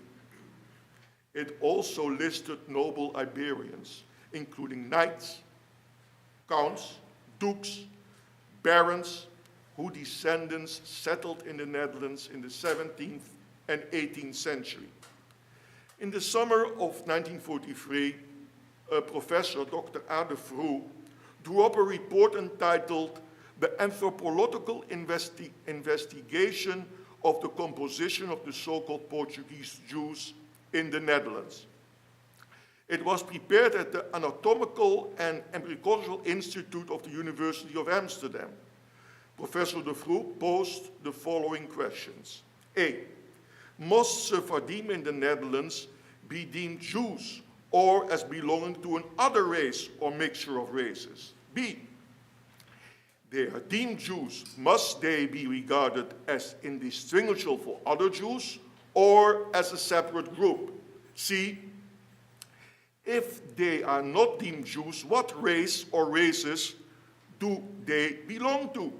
It is amazing that anybody could be persuaded on the basis of skull measurements that the so-called Spanish and Portuguese Jews could be any stretch of the imagination, be classified as Jews, and that they exhibited strong affinities with the Western Mediterranean races.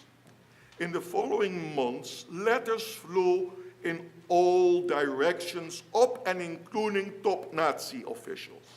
But this entire fury came to an abrupt halt on January 26, 1944, when instructed the German leadership and their Dutch collaborators to treat Sephardim as all others and to dispatch the lot of them to the transit camp Westerbork in the east of the Netherlands. It didn't make a difference anymore that some had applied for migration to Portugal or not to be considered of the Jewish race. From a telegram, we see that on February 1st, 1944, Sephardi were rounded up throughout the Netherlands.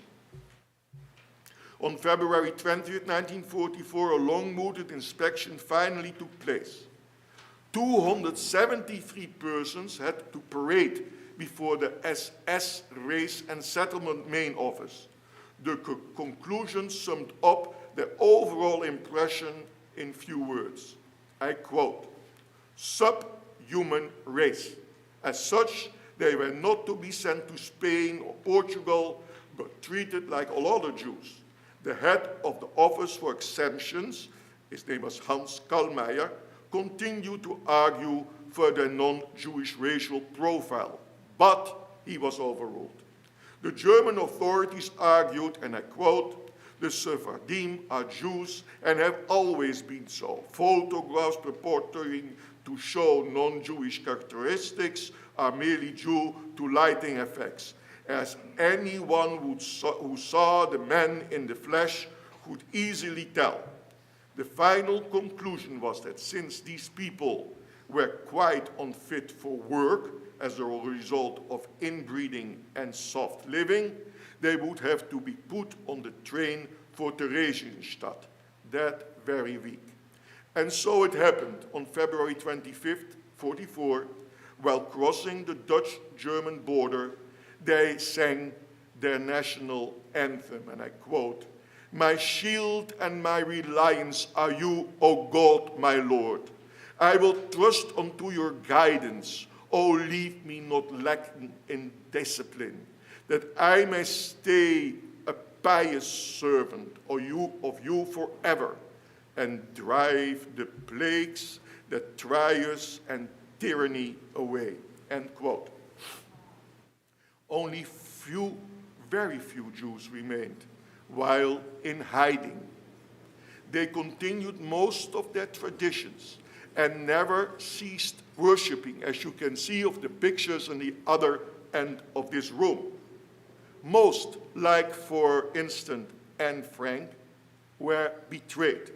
They were liberated into freedom. They were murdered and slaughtered in the camps. Only very, very, very few survived. Almost all of the Jews in Westerbork were deported by Dutch railways in cattle wagons and a few in third-class wagons. On the first part of their journey to what would become, for the overwhelming majority, the places of their murder, mainly the extermination camps of Auschwitz and Sobibor. Dutch engine drivers drove these trains to the border, where German drivers took over. The Jews paid for that their own tickets. Approximately 105 Dutch Jews were sent eastwards They had in the German language the way of expressing it. They didn't say you're going to work or you will be murdered. No, they were sent eastwards in tickets paid for by these people. 100,000 were brutally murdered. The Netherlands is the largest percentage of Jews where people were murdered. It's the first country after Poland. After the war, the enormity of the plunder and pillage perpetrated by the Germans and their collaborators became clear. By the end of World War II, the Nazis managed to kill over 75% of Dutch Jews. This high death toll had a number of reasons. One was the excellent state of Dutch civil records prior to the war. The Dutch state had recorded substantial information on every Dutch national. This allowed the German regime to determine easily who was Jewish, whether fully or partly of Jewish ancestry, simply by accessing that data.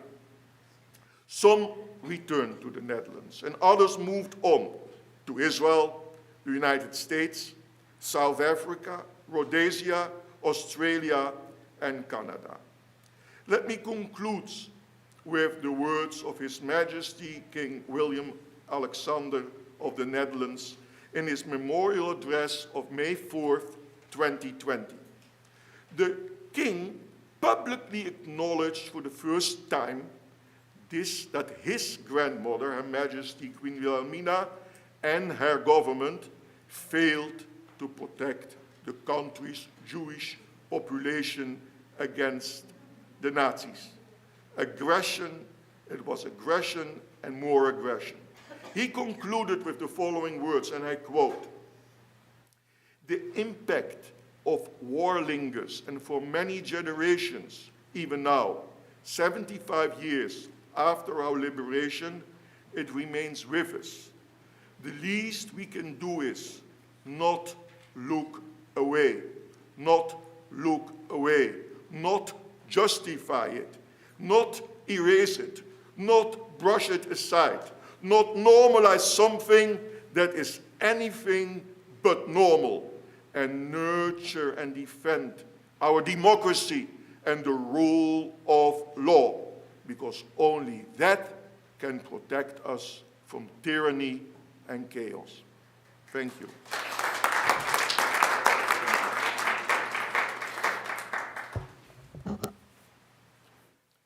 All right. Thank you, Reverend Vaz Dias. Obrigado. We now move on to another part of our program.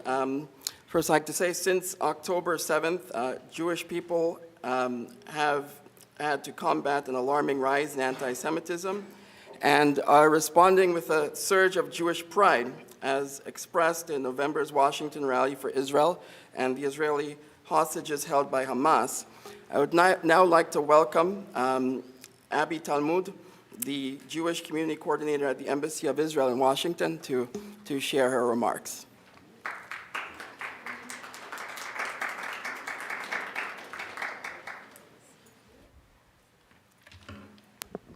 Good evening, everyone.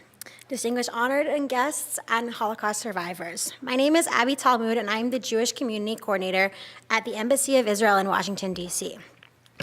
I am honored to speak tonight at the annual, Congressional Commemoration of the International Holocaust Memorial event, and I'm honored to speak on behalf of the Embassy. As we sit here tonight, there are still 136 people, including United States citizens, being held hostage by Hamas in Gaza. Today is their 103rd day being held captive, and 103rd day since October 7th, the biggest massacre of Jews since the Holocaust. When we say never again is now, we mean it. And we mean it with our full heart. We do not want, nor will we allow, another Holocaust to happen. Dr. Tal Becker stated in his recent speech at the International Court of Justice on behalf of Israel, "Never again for all people is a slogan. For Israel, it's the highest moral obligation. On October 7th, 2023 morning, the State of Israel and the Jews were celebrating the holiday of Simchat Torah. Thousands of Hamas militants breached Israeli sovereign territory by sea, land, and air, invading over 20 communities, bases, and the music festival Nova. Hamas terrorists entered Israel, murdered, raped, beheaded, burned children and adults alive, and took hostages. Iran and its proxies, Hamas, Hezbollah, and the Houthis, are trying to destroy Jewish communities as the Nazis did. They tried to repeat history on October 7th, but we will not allow them to do so. We want to thank the United States for its continuous support in this war. Here in the United States, as you've heard, we have seen an almost 400% increase in global anti-Semitism since October 7th. Jews worldwide are scared of what could happen again. Jewish students on universities and school campuses are being harassed, and Jewish people in general are being harassed when they expose their Jewish identity and outwardly share their Jewish pride. It is our duty to keep acting to release the hostages from Hamas in Gaza and bring them all home now. And it is our responsibility to remember and never forget what happened to the Jews during the Holocaust by continuing to push for Holocaust education and combating all kinds of anti-Semitism, as it is stating in the IHRA definition, as well as enacting the White House strategy for combating anti-Semitism. Thank you, SHIN-DC, for bringing us all here tonight together to hear from the survivors and from members of Congress. I'm Yisrael Chai.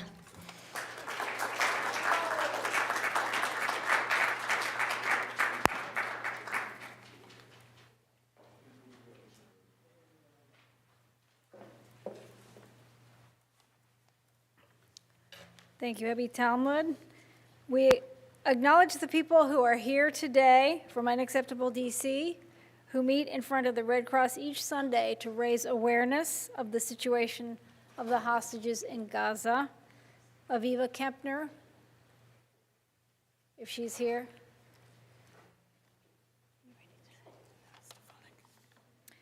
And at this time, we will return to the video of Representative Elise Stefanik and hope that we can watch this to the end. Thank you.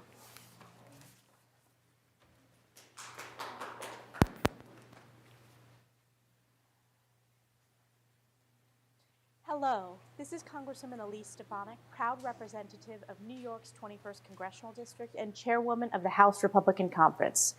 We are together today because never again is now.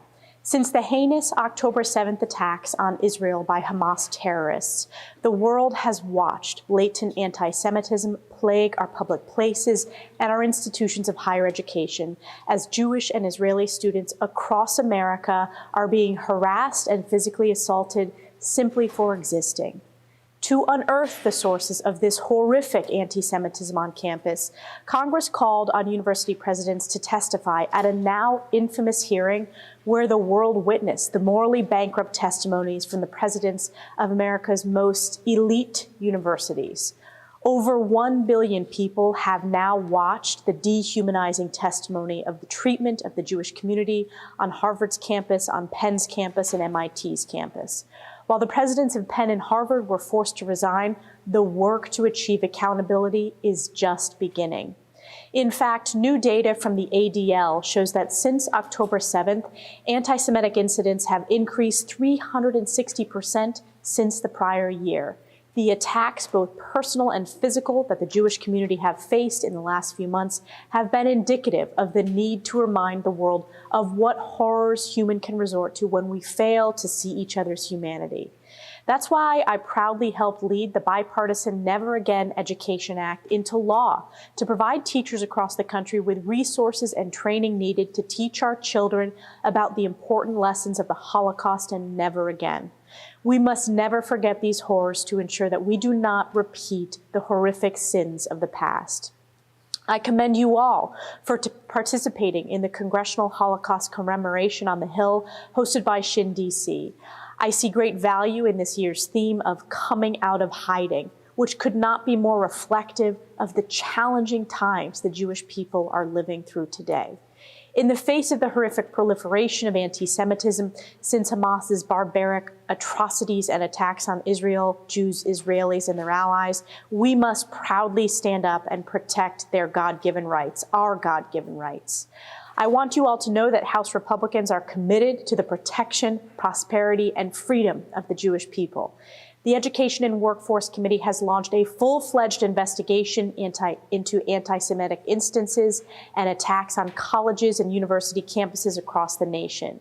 We will uncover the sources of the heinous anti-Semitic plague infesting these colleges and curriculums, and we will root out this hatred. I am proud to support the Jewish community, and I am proud every day to support our great and most precious ally, Israel.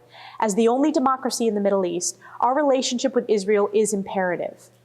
I am heartbroken to see the pain and hurt our Jewish friends are facing at the hands of Hamas and other Iranian-backed terrorists. However, I am also heartened by the strength of the Jewish people. It has been just over 100 days since Hamas's deadly invasion of Israel, and I continue to faithfully await the safe return of the innocent hostages that remain in Hamas's custody. We will never abandon our commitment to protect and advocate for the Jewish community and our greatest ally, Israel. Thank you, and God bless.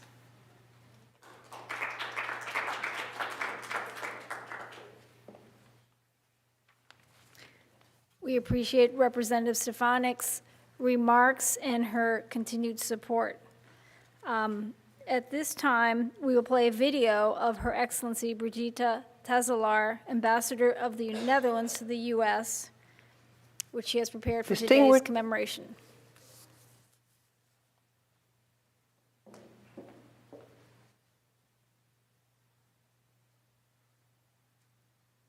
Distinguished members of Congress, Your Excellencies, ladies and gentlemen. It's a privilege for me to address the Congressional Holocaust Commemoration. I would like to thank the Sephardic Heritage International for organizing this important event, and I regret that I'm traveling and therefore I'm not able to attend the commemoration in person. The Holocaust is a defining moment in world history. It has shown the horrific events that anti-Semitism can lead to. We've seen it in our very own country, the Netherlands. Unfortunately, anti-Semitism did not magically disappear at the end of World War II. Trivializing, distorting, and denying the Holocaust continue to fuel anti-Semitism, damaging the collective memory of the Holocaust. This is still happening today. Looking at my own country, 12% of Dutch history teachers indicate that they sometimes receive negative reactions from students in response to lessons about the Holocaust. Such reactions have caused a quarter of those teachers to be extra cautious when discussing this topic, and 3% even avoids it. This is unacceptable. The horrific attack by Hamas on October 7, 2023 has ripped open the wound of the Holocaust. We've seen a sharp rise in anti-Semitism, Islamophobia, and intolerance in its wake, including in our respective countries. It's therefore essential that we, together, combat anti-Semitism. And one way of doing this is through commemoration. So few Holocaust survivors are still alive. It is essential that we write down their stories and pass them on to younger generations. I'm therefore pleased that the Multicultural Jewish Art Museum, a project by Sephardic Heritage International, is presenting the exhibition called Coming Out of Hiding. It documents personal stories of the Holocaust in the Netherlands. In the Netherlands, we have an online database named Oorlogsbronnen, or War Sources in English. It details the names and stories of those who were captured, deported, and/or killed during the Second World War. And we're proud that on March 10, the Holocaust Museum in Amsterdam will open its doors to the public. Today, we will hear from two people with stories about the Netherlands. Louise Lawrence Israels is a survivor from the Netherlands. And Rabbi Solomon Vaz-Diaz is the son of a survivor from the Netherlands, as well as a former sexton and cantor of the Portuguese synagogues in Amsterdam and New York. A large part of Jewish culture in the Netherlands was lost due to the Holocaust. The survivors and their descendants have rebuilt this cultural heritage to the best of their abilities. Even though Jewish life is an active part of Dutch society today, Jewish culture and traditions are unknown to many, partly due to the small size of the Jewish community in the Netherlands after the war. It's therefore important to acquaint people with Jewish life through art, film, music, and cultural exchange as a means of combating anti-Semitism. Across the Atlantic too, we must unite in our fight against anti-Semitism, hate speech, and intolerance.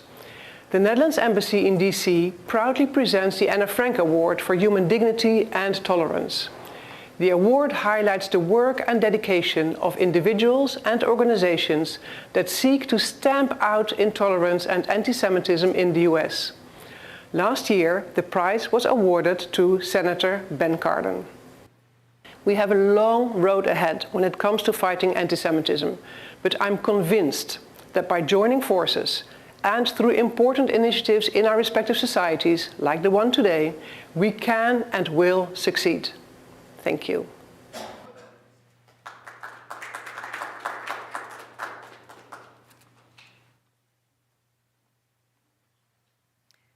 We are grateful for the ambassador's important remarks. At this time, I'll invite everybody to please stand for the Star-Spangled Banner and the Hatikvah, performed by Ian Pomerantz and Gersh Chervinsky.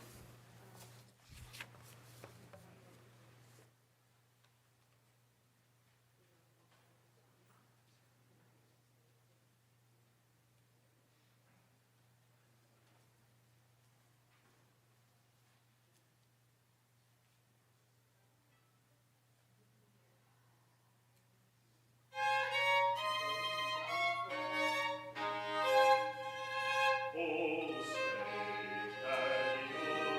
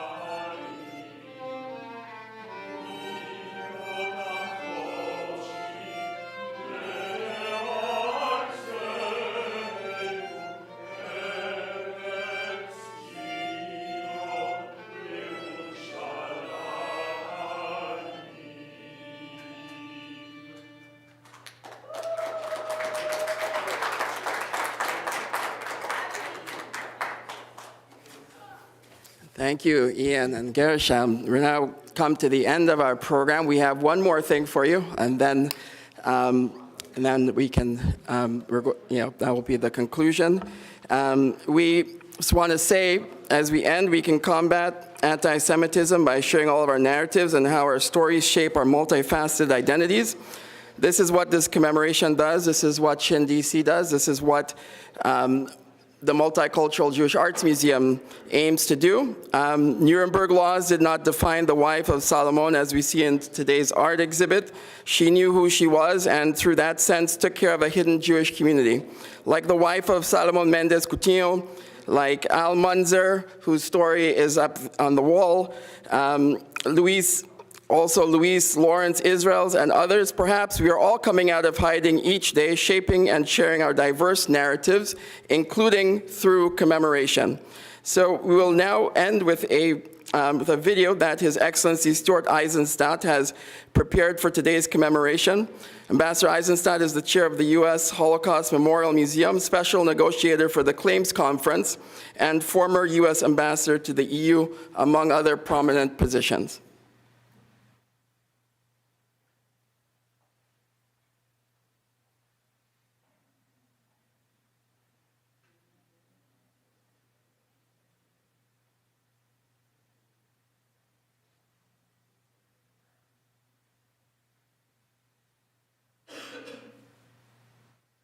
Thank you, Franz Ephraim Katzir of the Sephardic Heritage International Organization, SHIN, and the Multicultural Jewish Arts Museum for sponsoring the 2024 Annual Congressional Commemoration for Holocaust Remembrance Day.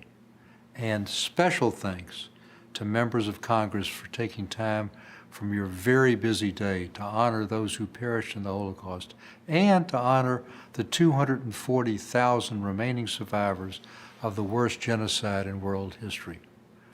I regret that I'm out of the country and cannot join you personally, as I have done in the past. In 1939, there were 17 million Jews in a world of 1 billion. Today, with the loss in the Holocaust of 6 million Jews, including 1.5 million children, there are only 14.7 million Jews in a world of more than 8 billion. But the losses were incalculable, destroying 2/3 of European and Sephardic Jewry, the flower of Jewish culture, art, scholarship, and religion. Thanks to the work of SHIN, we recognize the Holocaust was not only an Ashkenazi catastrophe, but also a Sephardic one, where Sephardic communities in Greece, the Balkans, areas of Amsterdam, and even in Vienna were destroyed. On this solemn day of remembrance, it's critical to learn lessons from the Holocaust. First, it was not inevitable, but it was facilitated by the world's indifference to the fate of Jews, an indifference we must not repeat in the face of aggression today again in Ukraine. Hitler's original goal was not the final solution, but to make Germany Judenrein, free of Jews, and he proceeded step by methodical step, gauging German and world reaction to his gradual disenfranchisement of Jews. Second, we must do everything possible to help survivors live out their remaining years in a dignity they did not enjoy in their youth. Germany has paid over $90 billion to survivors since 1952, some $9 billion since 2009, when I joined Susan Avijan's revered father, Roman Kent, in negotiating for the Jewish Claims Conference with Germany on behalf of survivors. For this year, our budget from Germany is some $1.2 billion. In 2022, Germany made a special payment to 8,500 Holocaust survivors remaining in war-torn Ukraine. The Holocaust was not only the greatest genocide in history, it was the greatest theft in history, done with the same ruthless efficiency as the murders. It was a major part of removing all vestiges of Jewish life in Europe, root and branch. The mass confiscations included homes, businesses, bank accounts, insurance policies, personal possessions, 600,000 paintings, and the exploitation of slave labor. Most of the property has never been returned or compensated. There has been progress, however, in art recovery, though much more remains to be done. It's now the 25th anniversary of the Washington Principles on Nazi-confiscated art, which I negotiated in 1998 as Undersecretary of State with 44 countries. We've worked with 14 countries to produce a series of best practices on what we've learned over these past 25 years, and will announce them at a conference in March sponsored by the World Jewish Restitution Organization and the State Department.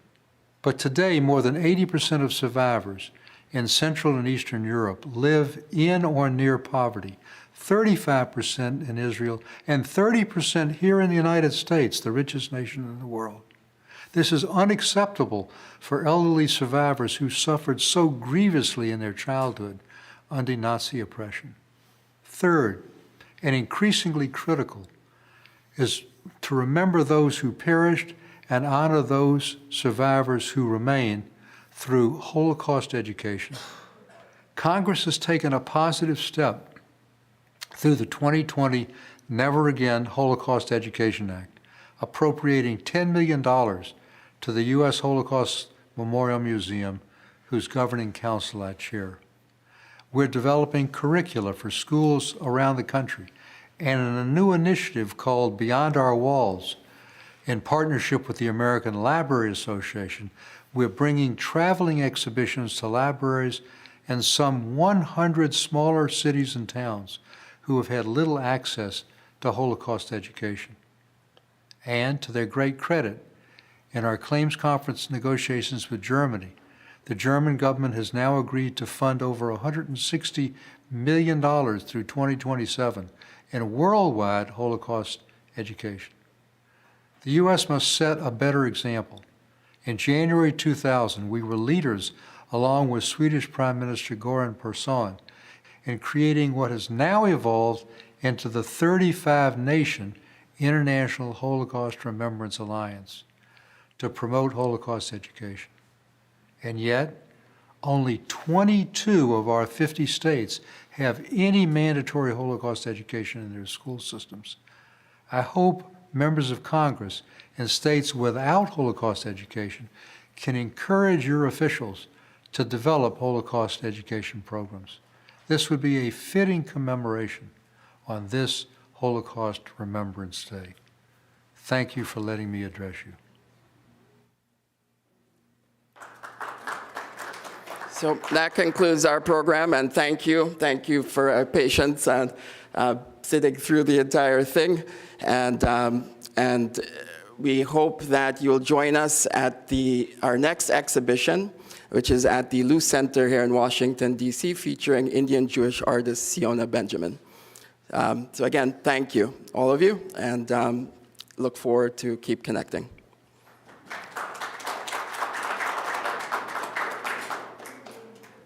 And please, any food you see, please take it with you. We need to clear the room.